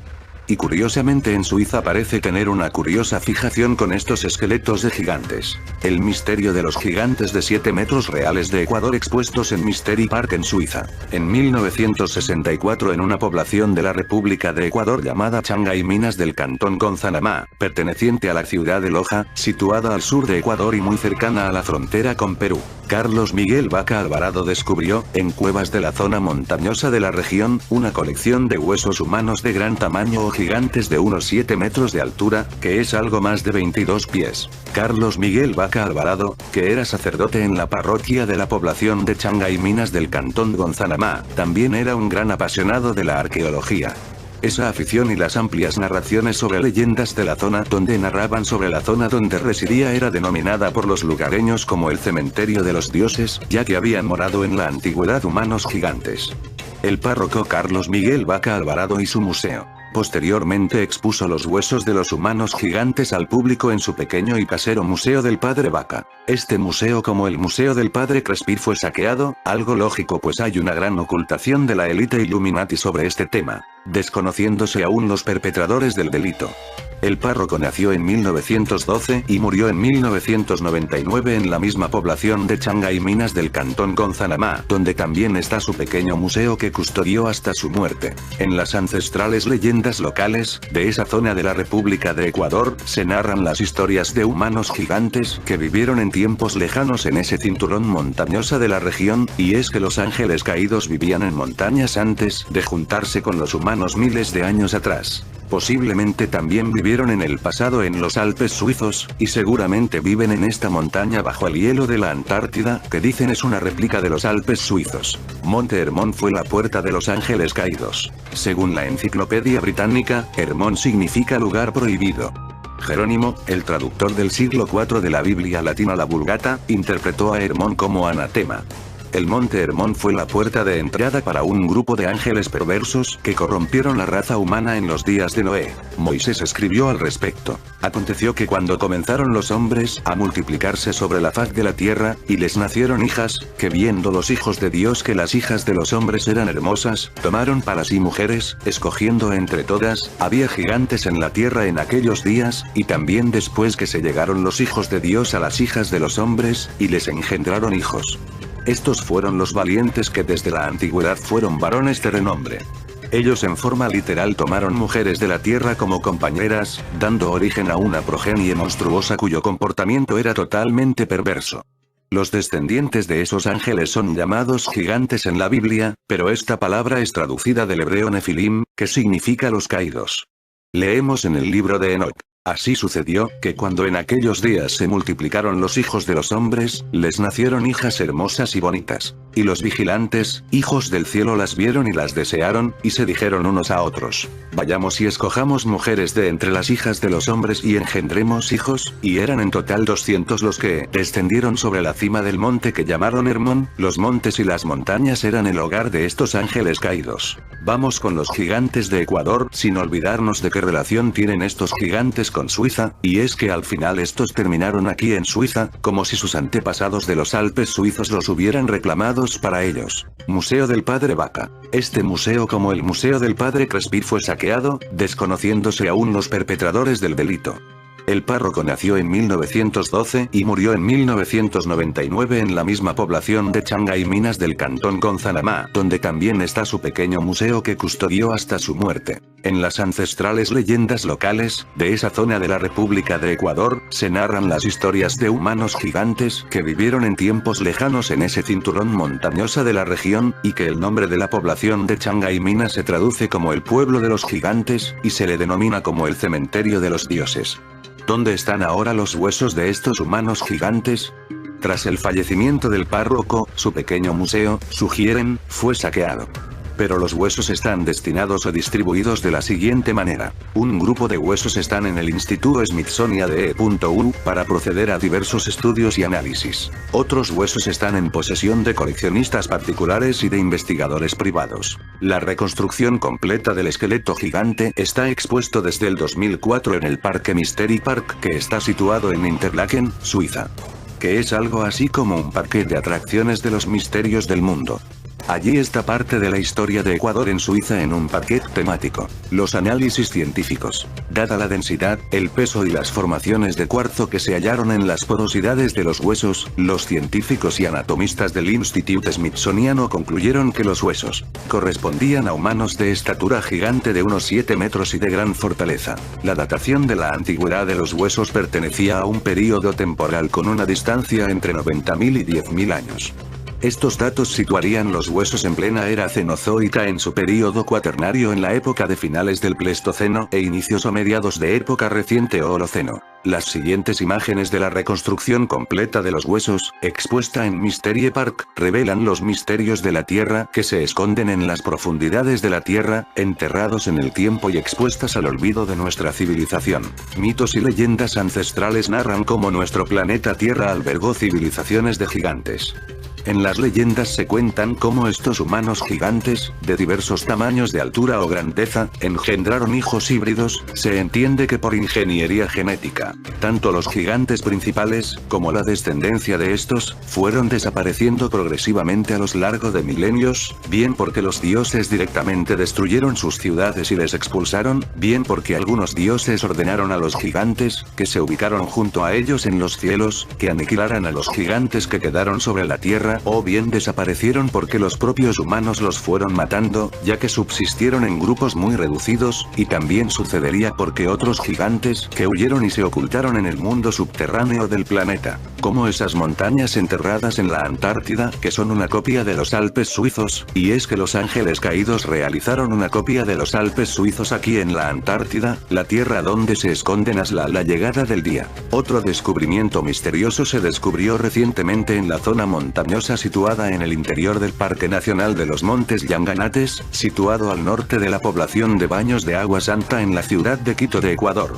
A esta región se la conoce por los lugareños como la Puerta del Dorado, ya que en la antigüedad habitaron humanos gigantes y por eso se le denomina como la ciudad perdida de los gigantes. Los expertos arqueólogos concluyen que esta cultura correspondería a un período pre-inca pero que se desconoce su historia y cultura. Finalmente en el año 2009, se ha conseguido cartografiar y probar la existencia de las montañas más secretas del planeta, las montañas Gamburtsev. Una cordillera que los científicos acaban de definir como los Alpes de la Antártida, con 4 niles, grandes montañas, profundos valles, e incluso lagos.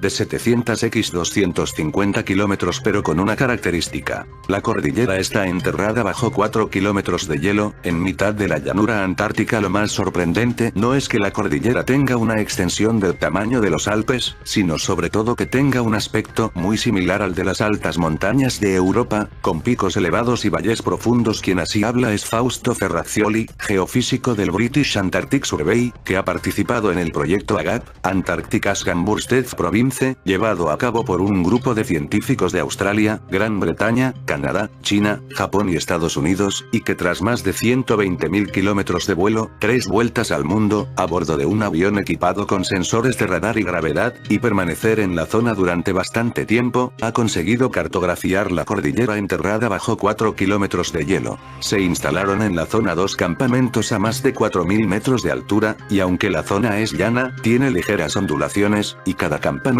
estaba a un lado de la cúpula más alta del casquete, el Dome A.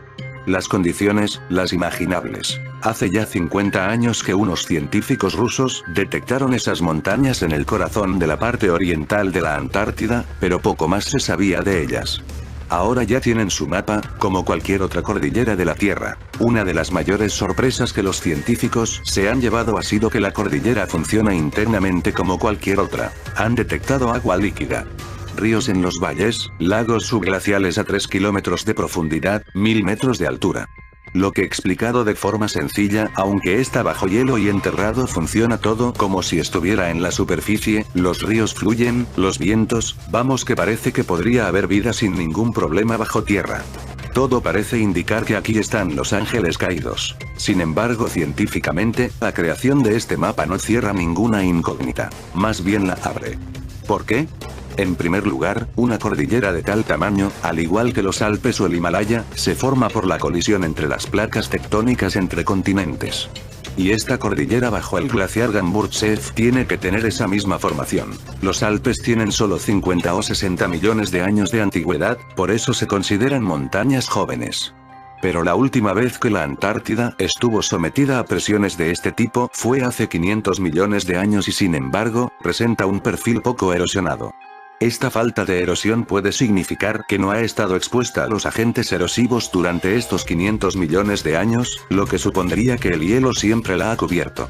Y lo que sí que parece demostrar es que el hielo se ha formado de forma muy rápida, ya que si se hubiera formado lentamente, según afirma Fausto Ferrazioli, este habría tenido tiempo de morder y erosionar la roca. Todo esto demuestra una super tecnología que hizo que esto se congelara en décimas de segundos. Ahora queda investigar cómo se forman de manera rápida, hablando en tiempo geológico, 4 kilómetros de agua helada. Desde un punto de vista no científico, la noticia pone los pelos de punta a cualquier amante de la montaña, y del planeta en general. El descubrimiento de unos Alpes ocultos a los ojos humanos es una de esas cosas que nos demuestran que, aunque a veces no lo parezca, la vida y la Tierra nunca jamás dejarán de sorprendernos y maravillarnos. Y sí podría continuar con este video, así que, vamos con lo último para que no sea muy largo, y contar la cantidad de casos ovnis vistos en Suiza por los portales dimensiones que está abriendo el CERN. Juanes recuerda su increíble experiencia con un ovni.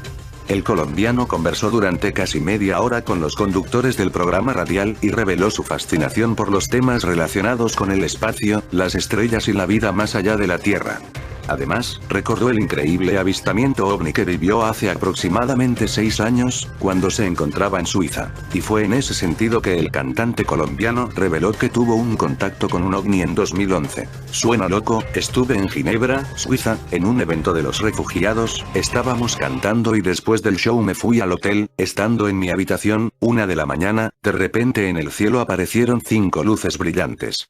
Ocurrió en Ginebra, Suiza, que es el mismo lugar donde se pudo ver no hace mucho un portal dimensional abierto por el CERN. Un nuevo experimento con el Gran Colisionador de Hadrones, situado en el Laboratorio de Física de Alta Energía del CERN, Organización Europea para la Investigación Nuclear, en Ginebra, abrió el 24 de junio del año 2016 un portal dimensional, según especulan los teóricos de conspiración a raíz de la difusión de una fotografía del cielo sobre el laboratorio obtenida ese día, según recoge el periódico The Sun. Mientras el pasado 24 de junio los científicos llevaban a cabo el experimento, reuniendo micropartículas, el cielo sobre el laboratorio de investigación cambió de color, volviéndose carmesí y se registró un intenso vórtice de nubes. El cielo de Ginebra, Suiza se cubrió por un evento paranormal.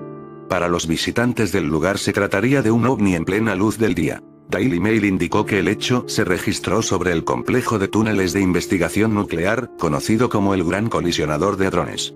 El insólito suceso fue registrado por 2 turistas estadounidenses. En las imágenes se observa que las nubes comienzan a girar, atraídas por una fuerza invisible y luego forma un remolino. Luego se observa una luz que proviene de la superficie y se dirige al centro al torbellino. Sorpresivamente desaparece segundos después. En mi opinión, la misión del CERN será abrir un portal dimensional en Suiza para evacuar a toda la élite, pues los viajes a otros planetas o la vida en ciudades bajo tierra es algo muy complicado. En fin, amigos de Supercrack Estrella, si el video te gustó, pulgar arriba. Supercrack Estrella presenta. Nimrod será resucitado por el CERN. Entramos en otra dimensión desde el 2016. CERN es la nueva Torre de Babel de nuestros días. El propósito de Nimrod en la antigüedad con su Torre de Babel fue sacar sus ejércitos para matar a Dios y llegar a los cielos. Nimrod, el hombre híbrido, mitad humano y mitad serafín, primera generación de híbridos de la cizaña de Lucifer con los ángeles caídos, la cizaña de la Biblia. Nimrod, uno de los más diabólicos sobre la Tierra, el sueño de la élite satánica es traer de vuelta a Nimrod usando para ello el CERN. El propósito de los que liderean CERN, no los científicos que están engañados, que su trabajo que creen es para el bien de la humanidad, los que están detrás de este proyecto, los ángeles caídos que controlan el mundo, quieren combatir contra los ejércitos de Dios y Dios mismo, están abriendo portales interdimensionales para abrir el pozo del abismo botón pit, de las escrituras donde están restringidos por Dios todos los demonios y ángeles caídos, ese entre otros varios propósitos, como obtener tecnología del otro lado, modificar el tiempo y matar a Dios. Y sobre todo lo más importante para ellos la inmortalidad, ser inmortales, están desesperados porque muchos de esta élite satánica son ya muy mayores, tienen prisa, el tiempo se les echa encima, por esta razón están acelerando los experimentos y el nuevo orden mundial. Apocalipsis 9 nos dice que ellos serán exitosos en abrirlo y cuando no haya más restricción para ellos vendrán y se desatará el infierno aquí en la tierra. Observar la película de Ring, o La Señal, es una metáfora de lo que buscan, el pozo de donde sale la niña demonio es el pozo del abismo donde están encerrados los ángeles caídos como Nimrod, el televisor representa al CERN, sabéis que un televisor de tubo tiene el mismo mecanismos que un acelerador de partículas, de hecho es un acelerador de partículas, un mini acelerador de partículas por su tamaño, el tubo del televisor, el de los antiguos es donde chocan las partículas.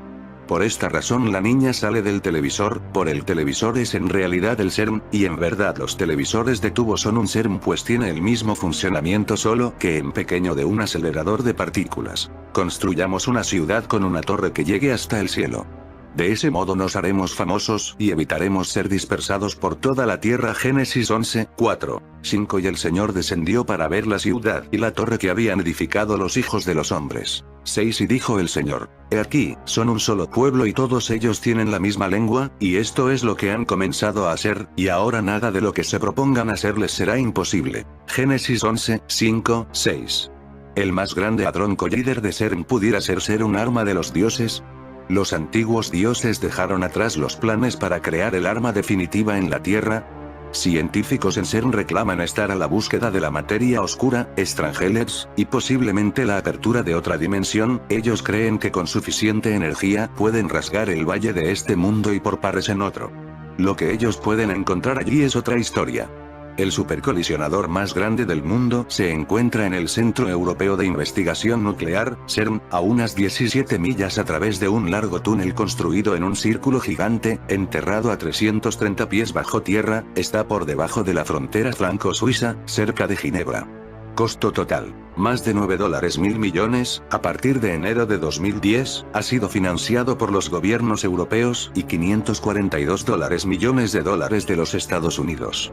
El Gran Colisionador de Hadrones, LHC, se reinició el pasado 5 de abril, después de una parada de 2 años y una mejora de $150 millones. En el interior del LHC, dos haces de protones se ven obligados a estrellarse uno contra otro a gran velocidad. El objetivo inicial era crear la llamada partícula de Dios, Higgs boson, alcanzado en 2012, ahora esperan recrear el Big Bang, descubrir la materia oscura, exponer otras dimensiones y más. Para ello, los científicos están casi duplicando el nivel de potencia de manera que los dos haces de partículas chocarán mucho más violentamente. Algunos han advertido que esta máquina podría causar consecuencias catastróficas para nuestro planeta, mientras que otros dicen que ya los tiene. Los investigadores de todo el mundo están apuntando a varios fenómenos recientes que dicen podrían muy bien ser la culpa del Gran Colisionador de Hadrones del CERN. Las fotos tomadas de una gran formación de nubes sobre el CERN el mes pasado no ayudaron a calmar los nervios. A medida que estas ciudades del fin del tiempo están decididas a resistir la ley de Dios, serán entregadas a las desgracias de Satanás y su poder destructivo. Sobre el horizonte profético están apareciendo terribles y horrendas pestilencias. Imaginemos la plaga de supermicrobios resistentes a todo antibiótico, arrasando una ciudad, matando a cientos de miles. En la era de los viajes, las pestilencias fácilmente se trasladan de un horizonte a otro en cuestión de días. Hemos oído de estos virus en estos días, tal vez habrá transmutaciones de virus que han estado presentes algún tiempo, pero combinados pueden resultar armas biológicas y químicas de destrucción masiva, que Satanás y sus agentes humanos usarán para causar la muerte y destrucción de millones. Los esfuerzos para contener los efectos hará muy difícil la vida, sin mencionar el viajar y el comercio. La globalización amenaza la salud y la seguridad. Las megaciudades globalizadas harán que millones de personas sean vulnerables a enfermedades virulentas y otros desastres. Superbacterias. Aquí hay otra cita: las profundidades de la tierra son el arsenal del Señor, de donde se sacaron las armas empleadas en la destrucción del mundo antiguo. Las aguas brotaron de la tierra y se unieron a las aguas del cielo para llevar a cabo la obra de desolación. Desde el diluvio, el fuego y el agua han sido instrumentos de Dios para destruir ciudades impías. Estos juicios son enviados para que los que tienen en poco la ley de Dios y pisotean su autoridad, tiemblen ante su poderío, y reconozcan su justa soberanía. Cuando los hombres han visto montañas encendidas arrojando fuego, llamas y torrentes de minerales derretidos, que secaban ríos, cubrían populosas ciudades y regaban por doquiera ruina y desolación, los corazones más valientes se han llenado de terror, y los infieles y blasfemos se han visto obligados a reconocer el infinito poder de Dios. Patriarcas y profetas. Ustedes no quisieran ser atrapados en una situación así, ¿verdad? Vuestra supervivencia depende de las decisiones que tomen: la destrucción del mundo antediluviano, la destrucción de Sodoma y Gomorra, y en tiempos modernos la destrucción de San Francisco en 1906, Puerto Príncipe en Haití en 2010, Christchurch en Nueva Zelanda, ciudades de Chile y en China, todo en 2010, nos advierten de la inminente destrucción del mundo entero. Son para recordarnos que no nos alejemos de Dios, se nos advierte para que nos arrepintamos de nuestros pecados y que tomemos nuestra posición del lado de Cristo en la gran controversia.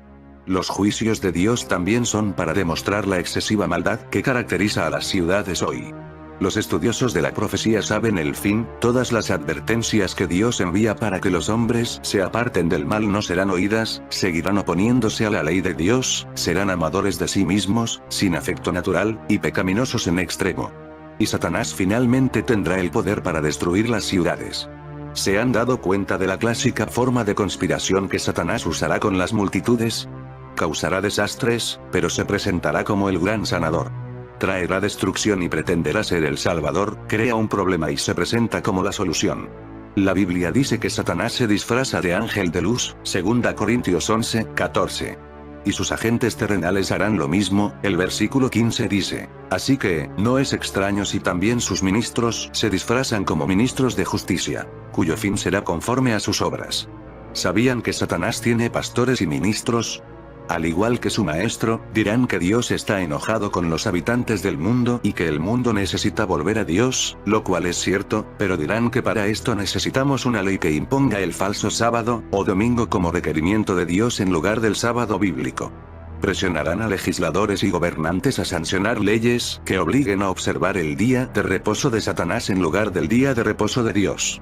Para respaldar estas pretensiones, muchas señales y maravillas ocurrirán. Veamos lo que Jesús dice en Mateo 24:24. Porque se levantarán falsos cristos y falsos profetas, y harán grandes señales y prodigios, de tal manera que engañarán, si fuese posible, aún a los escogidos. Y en 2 Tesalonicenses 2:9 nos dice que el inicuo cuyo advenimiento es por obra de Satanás, con gran poder y señales y prodigios mentirosos. En los próximos 15 años, si el tiempo llega, cambios dramáticos van a revolucionar el mundo en que vivimos. Hay un cambio extraordinario que se viene en las naciones. Megaciudades crecerán en el medio de la nada, la gran mayoría de la población del mundo vivirá en grandes y abultadas ciudades. Si pensamos que Nueva York, Los Ángeles, México City, y Tokio son grandes ciudades, esperemos unos pocos años y veremos ciudades mucho más grandes.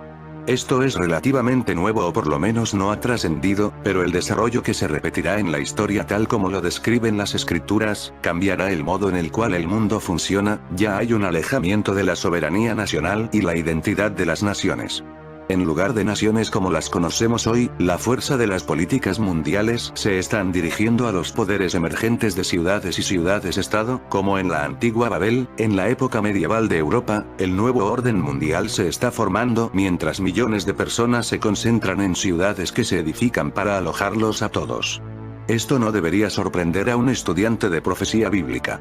Los principios históricos de Babel, la época medieval, están siendo resucitados en nuestro contexto moderno y cambiarán todo lo que hacemos, incluyendo finalmente, nuestra forma de adoración. Y no esperen que estas ciudades respeten vuestros derechos privados, libertad de expresión y libertad religiosa. No están interesados en ustedes como personas. Los líderes mundiales y políticos están interesados en la utilidad de la ciudad como una herramienta política global para alcanzar sus propios objetivos. Sin duda esto lo estamos viendo en lo que fue el año 2020, y principios del 2021, censura en las redes sociales, en YouTube por ejemplo, donde ni la Santa Inquisición tenía tantas palabras que no se pueden decir, y es que YouTube es la Inquisición de la Edad Media, muestra violencia extrema, pero no puedes hablar de lo que de verdad interesa a la gente, por lo menos a la gente con cultura, pero la élite no está interesada en humanos con cultura, todo lo contrario, fomenta cada día más a los borregos, con el virus lo tienen más fácil, con eso que llaman la era digital, aprender desde casa, lo dicho, no ocurre nada si muestran de todo en YouTube, siempre que no esté enfocado en cosas importantes que nos hagan pensar. Una vez más la Biblia me maravilla a medida que los eventos actuales revelan cuán acertadas son las profecías. Las mismas historias de la Santa Escritura son proféticas. Tal vez la más relevante para nuestro estudio, es la historia de Nimrod y la Torre de Babel, la que nos muestra exactamente los propósitos y actitudes de los que planean la estructura emergente del nuevo orden mundial en el cual estamos viviendo. Nuestra Torre de Babel es el CERN de Suiza, tiene el mismo sentido para nosotros como no fue en el pasado, con la torre la élite quería buscar el cielo, y el conocimiento de la inmortalidad que es en realidad lo único que busca el CERN para los ricos de la élite satánica. Satanás trató de provocar un golpe de estado para controlar al mundo tan pronto como fuese posible después del diluvio. Los descendientes de Cam se rebelaron contra el Señor y construyeron una ciudad. Génesis 11:2 nos dice que los descendientes de Cam cuando salieron de Oriente, hallaron una llanura en la tierra de Sinar, y se establecieron allí. Habían vivido en las montañas con sus hermanos, los descendientes de Sem y Jafet, que eran temerosos de Dios, pero los descendientes de Cam no eran felices al vivir con ellos por sus enseñanzas y sus ejemplos los molestaba. De modo que decidieron irse a otro lado, donde la restricción de la ley de Dios no llegara. La llanura de Sinar a la ribera del río Éufrates era hermosa y fértil, y aquí podían prosperar. Decidieron edificar una ciudad con una torre de tal magnitud que sea una maravilla del mundo. El versículo 3 y 4 nos dice que se dijeron unos a otros: vamos, hagamos ladrillo, cosámoslo con fuego. Y les sirvió el ladrillo en lugar de piedra, y el asfalto en lugar de mezcla. Y dijeron: vamos, edifiquemos una ciudad y una torre, cuya cúspide llegue al cielo, y hagámonos un nombre, por si fuéremos esparcidos sobre la faz de toda la tierra. De estos versículos aprendemos algunos puntos importantes. Primero, querían un nombre propio. En otras palabras, eran orgullosos, lo cual siempre lleva a la rebelión. No estaban satisfechos con el nombre de Dios, querían uno propio. Segundo, su meta era prevenir que la gente se estableciera en colonias, esto era justo lo opuesto a lo que Dios les había dicho que hicieran después del diluvio. Dios dijo: fructificad y multiplicaos, llenad la tierra, Génesis 9:1. No debían llenar la tierra de ciudades, esto los llevaría rápidamente a la maldad del mundo antes del diluvio. No debían concentrarse en grandes metrópolis porque Dios conocía que su orgullo y egoísmo los llevaría lejos de su ley, el resultado sería la opresión, violencia y solamente de continuo al mal. En lugar de seguir las directivas de Dios, estos hijos de Cam querían mantener a todos en un solo lugar. Nimrod era su líder en esta rebelión y era muy ambicioso. No solo quería un nombre propio, sino que quería ser el monarca de un imperio mundial. Moisés dice que Nimrod llegó a ser poderoso en la tierra, y vigoroso cazador delante de Jehová. Génesis 10:8-9. Esto significa que estaba en rebelión contra Dios y su ley. Pero la Biblia nos dice que Nimrod era increíblemente ambicioso. Comenzando en Génesis 10:10 vemos que fue el comienzo de su reino Babel, Erech, Accad y Calne, en la tierra de Sinar. Estas son las ciudades que fundó. Y Babel era el centro de su gobierno. Esto no era todo lo que Nimrod quería. Veamos lo que dice Patriarcas y Profetas p. 112. Pero estos constructores de la Torre de Babel decidieron mantener su comunidad unida en un solo cuerpo, y fundar una monarquía que a su tiempo abarcara toda la tierra. ¿Escucharon esto?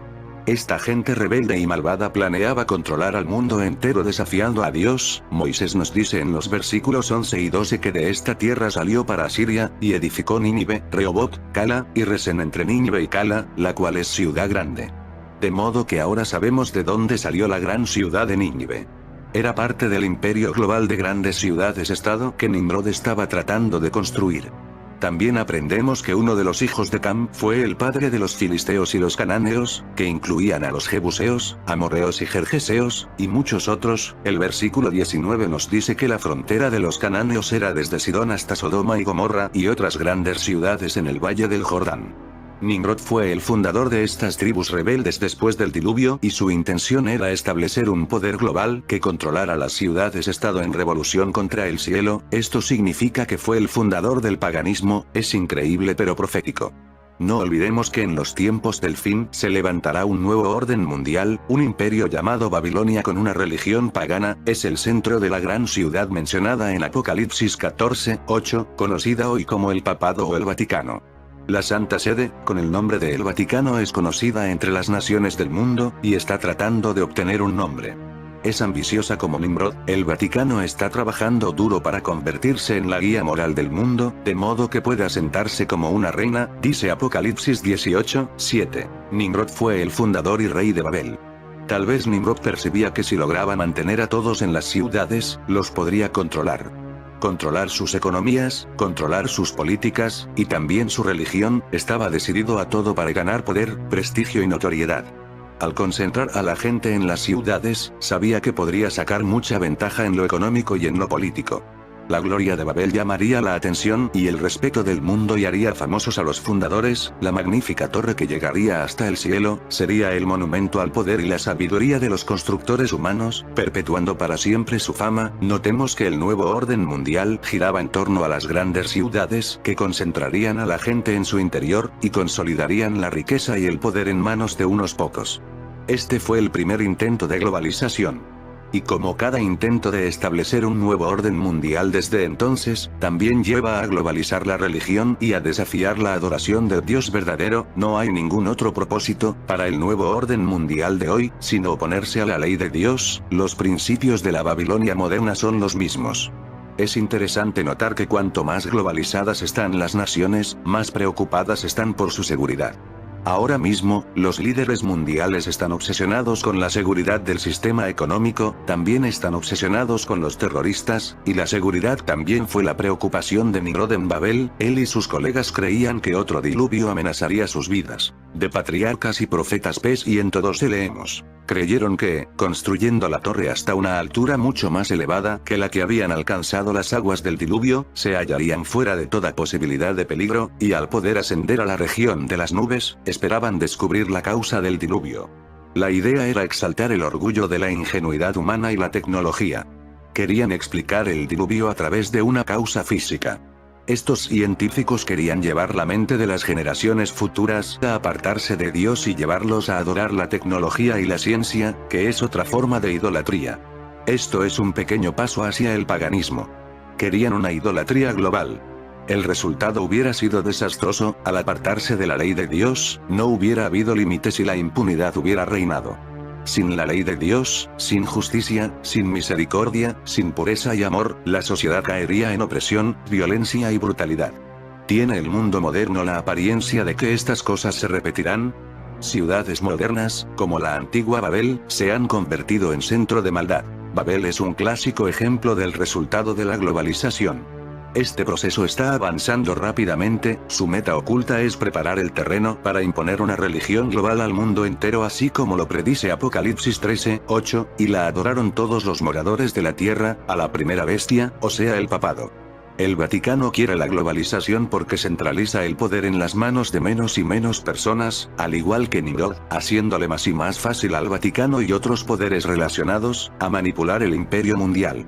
En los últimos años, el mundo llegó a un punto decisivo. Ahora más de la mitad de la población del mundo vive en las ciudades, y sigue en aumento rápidamente. Hasta ahora, unas 100 ciudades manejan más del 30% de la economía global. Estas ciudades son el corazón de la globalización, y el dinero las mantiene funcionando. Pero nuevas megaciudades están emergiendo en el mundo, haciendo que las ciudades dominantes actuales parezcan enanas. Además, también se están construyendo ciudades menores.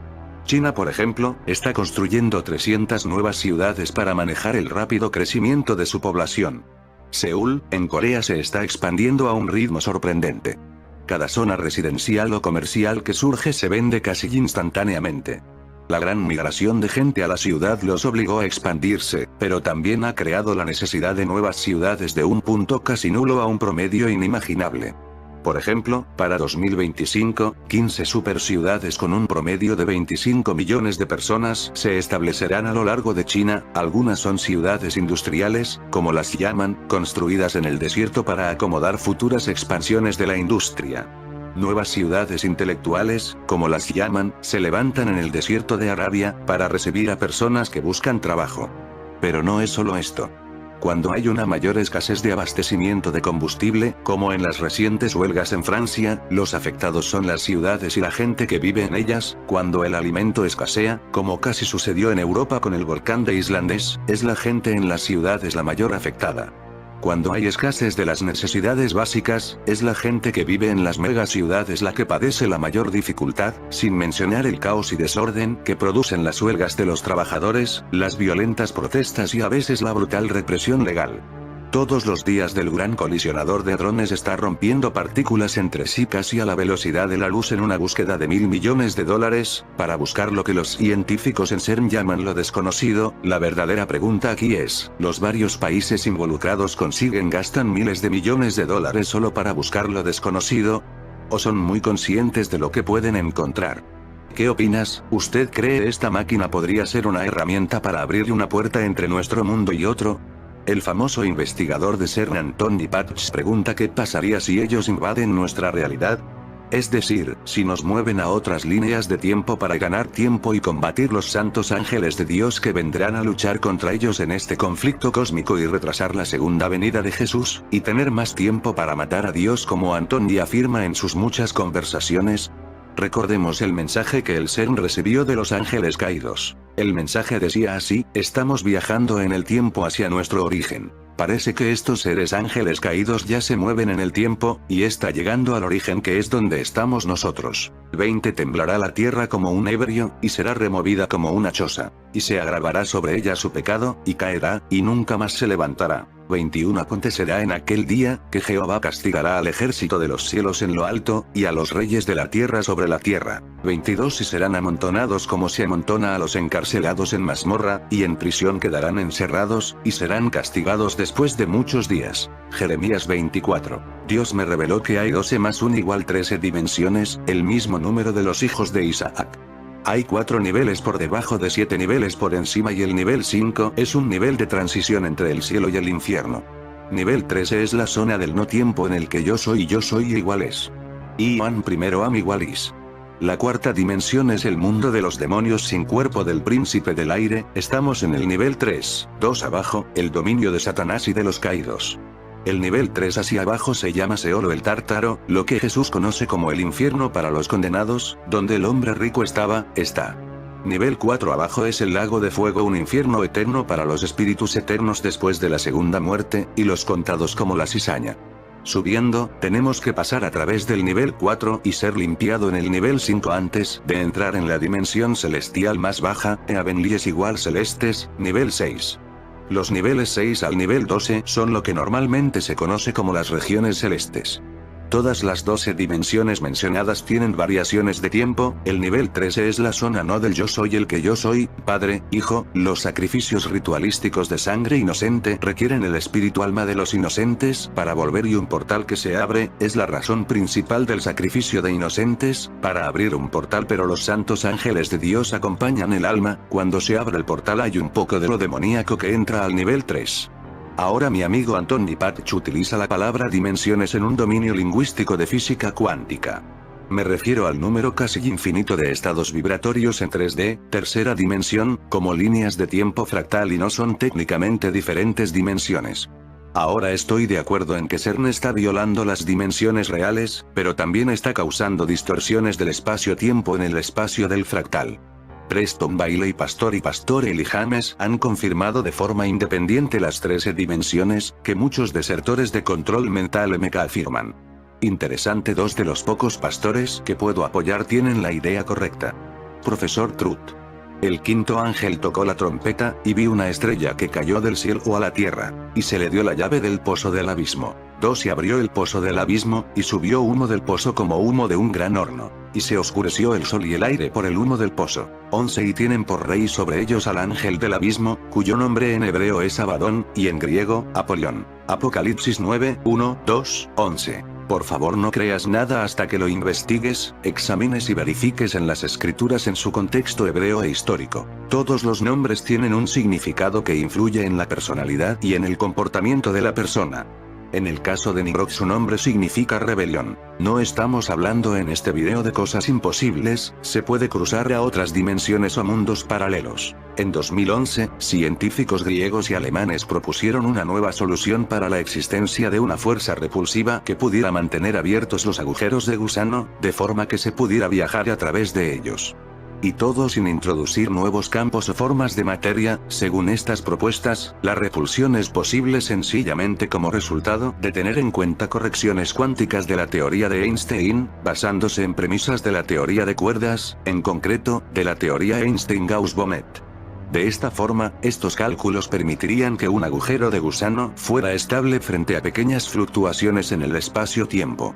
A Nimrod, Baal dios Sol, creador de la Torre de Babel, es quien todos adoran todos los 25 de diciembre, este puso a disposición su ejército invisible de demonios a que le hable a las mentes de las personas para influenciarlas a comer, vestir, pensar, invertir, adorar de una determinada manera en beneficio de aquellos que derraman sangre humana obediente a él, Moloch. Los Illuminati repiten la historia para condicionar a las masas para que acepten el nuevo orden mundial bajo él. En realidad, este caos que estamos viviendo con la pandemia podría ser solo una excusa para tapar algo mucho más grande. Y es que esto ya viene de unos años atrás. En realidad todo pudo empezar en el año 2016. ¡Guau! Olvídese del bosón de Higgs y las ondas gravitacionales. CERN acaba de descubrir el nuevo mundo. Esto fue lo que dijeron en el 2016. Acabamos de recibir la confirmación de que el velo se rompió a otra dimensión. Un descubrimiento más grande que el del bosón de Higgs y las ondas gravitacionales. Vamos a él. Informes de New Scientist. Si es algo, es lo que Jean Giudice ha estado esperando durante toda su vida científica. No estamos hablando de la confirmación de una teoría establecida, sino de abrir una puerta a un mundo desconocido e inexplorado, dice Giudice, físico teórico de partículas con base en el CERN cerca de Ginebra, Suiza. Eso es si resulta ser algo. Por el momento, todo lo que tenemos son indicios que emergen de los escombros de las colisiones dentro del gran destructor de partículas del CERN, el gran colisionador de hadrones, pero si esos indicios se reafirman en el transcurso de las próximas semanas y meses, podría ser el más importante. Olvídese del bosón de Higgs, olvídese incluso de las ondas gravitacionales. 2016 podría convertirse en el año en que se reveló una nueva imagen del funcionamiento fundamental de la naturaleza. Las esperanzas surgen de dos golpes que han aparecido de forma independiente, en el mismo lugar, en los últimos datos de los dos grandes detectores del LHC, Atlas y CMS. Señalan la existencia de una partícula que empequeñece incluso al bosón de Higgs, la partícula dadora de masa descubierta en el CERN en julio de 2012, el misterioso objeto mentiroso no identificado. Es el idioma utilizado lo que me interesa. Me lleva a la mente un momento eureka anterior que vino del CERN en mayo de 2015, y eso es lo que tiene en mi mente tratando de conectar puntos, que, ciertamente, puede que ni siquiera estén allí. El Dr. Albert de Roeg del CERN hizo una declaración muy ambigua al mundo cuando afirmó que habían detectado lo que llamó un misterioso objeto mentiroso no identificado. El lenguaje que usó en ese momento era igualmente ambiguo. Solo se necesitará una desviación significativa en los datos para cambiar todo, dijo de Roeg. La máquina mejorada funciona, ahora tenemos que llegar a la operación real de la física, pero queda trabajo por hacer, un problema del que los físicos del acelerador permanecen cautelosamente conscientes, dijo. Es un objeto mentiroso no identificado en la tubería del haz del túnel subterráneo de 17 millas del LHC, un tubo de vacío donde los haces de protones chocan y dispersan partículas que los científicos luego analizan en busca de claves para desbloquear los misterios del Big Bang y el cosmos. El objeto acostado no identificado resulta no ser un problema para la operación, es simplemente algo que hay que vigilar, dijo de Roeg. Está en el tubo de vacío y no es un problema si no se mueve y permanece estable. Avance rápido y tenemos dos golpes de interés en este último descubrimiento que se dice que es incluso más grande que la confirmación de la partícula de Dios bosón de Higgs. Incluso más importante que el reciente anuncio de que Einstein pudo haberlo hecho justo después de que las ondas gravitacionales teóricas se volvieran, bueno, ya no tan teóricas. Eso es, si acepta el modelo gravitacional, guiña un ojo, piensa en eléctrico. Han logrado su objetivo, un objetivo que ellos mismos describieron como perforar el tejido del espacio y el tiempo y abrir otra dimensión. Realmente necesitamos leer entre líneas cuando intentamos decodificar lo que realmente se nos dice. A veces, o tal vez solo yo, pero el lenguaje utilizado es clave. Usan palabras y términos diseñados para aquellos con un buen nivel de conocimiento interno sobre el tema dado. No solo eso, mira la imagen a continuación del New Scientist de Stuart Patience. Vamos, sal de aquí. Están escondiendo literalmente estas cosas a plena vista. Podría decirse que hay agujeros de gusano, portales y otros mundos a los que se accede mediante aberturas o portales. Todo esto recuerda mucho a uno de mis programas de televisión favoritos, Fringe. En ese programa tenemos al científico renegado del Dr. Walter Bishop y algo llamado Alt-Verse. Este es un programa de ciencia ficción que muestra mejor en la ficción de lo que estamos hablando en la realidad. El Dr. Bishop tenía experiencia en operaciones encubiertas del gobierno y experimentación al estilo MK Ultra con niños. Bueno, para resumir, su hijo muere en esta dimensión. Para intentar engañar a la muerte, Walter va a otro universo donde su hijo no murió y lo trae de regreso a esta dimensión a través de un portal. Las consecuencias de perforar la membrana entre nuestro universo y el universo Alt son catastróficas del otro lado.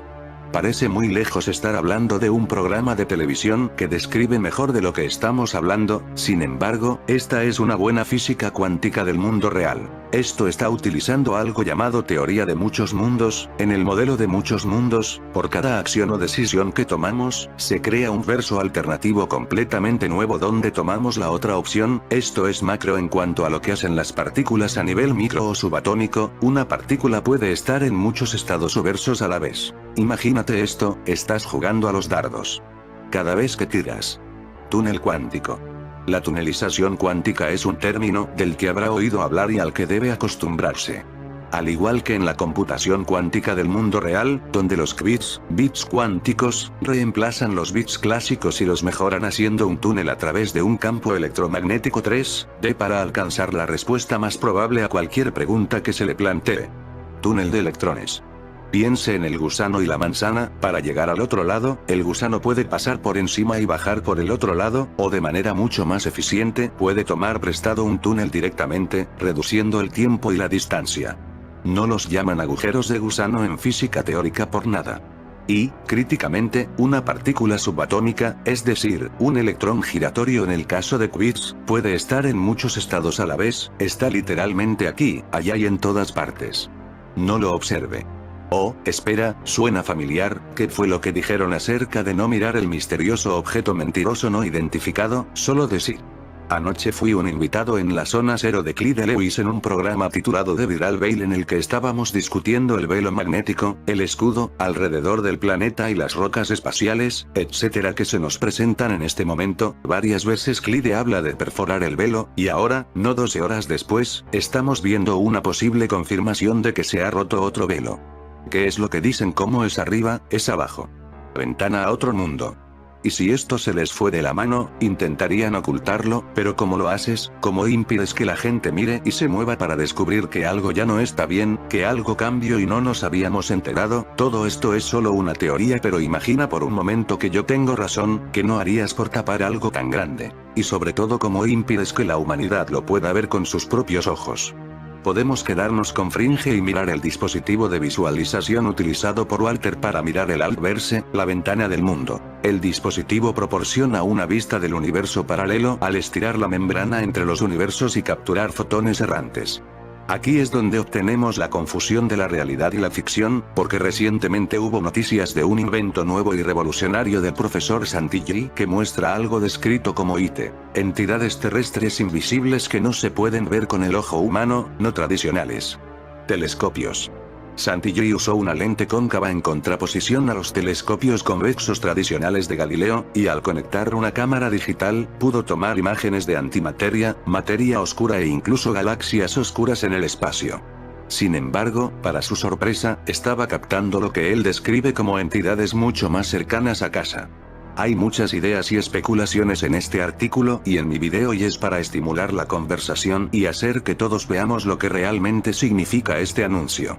Recuerde, no soy yo quien afirma que el CERN está decidido a crear un portal a otra dimensión, son los propios científicos los que han afirmado esto y han utilizado ese lenguaje en numerosas ocasiones, incluso se tomaron la foto con la llave de la otra dimensión, así que no le disparen al mensajero porque solo soy un geek.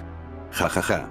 Katy Forras entrega simbólicamente las llaves del LHC al equipo de operaciones después de LS1. Hablé antes de la computación cuántica, y nuestro miembro de la tripulación NeonoGirl nos recuerda con razón que el creador de la computadora cuántica adiabática de Wave dice que literalmente quiere crear un portal a otro mundo donde sea una copia exacta de aquí, excepto por una cosa, tenemos el de Wave. Imagínense, ¿qué pasa si estamos rompiendo un agujero en literalmente otro universo donde estoy en los archivos X y Mulder es coanfitrión con Whistles? ¿Qué consecuencias están sintiendo las otras versiones de nosotros debido a nuestra reorganización de los muebles? El caos justo lo que estamos viviendo en estos momentos. Estén atentos, más por venir de eso, no hay duda. En fin amigos de Supercrack Estrella, si el video te gustó pulgar arriba.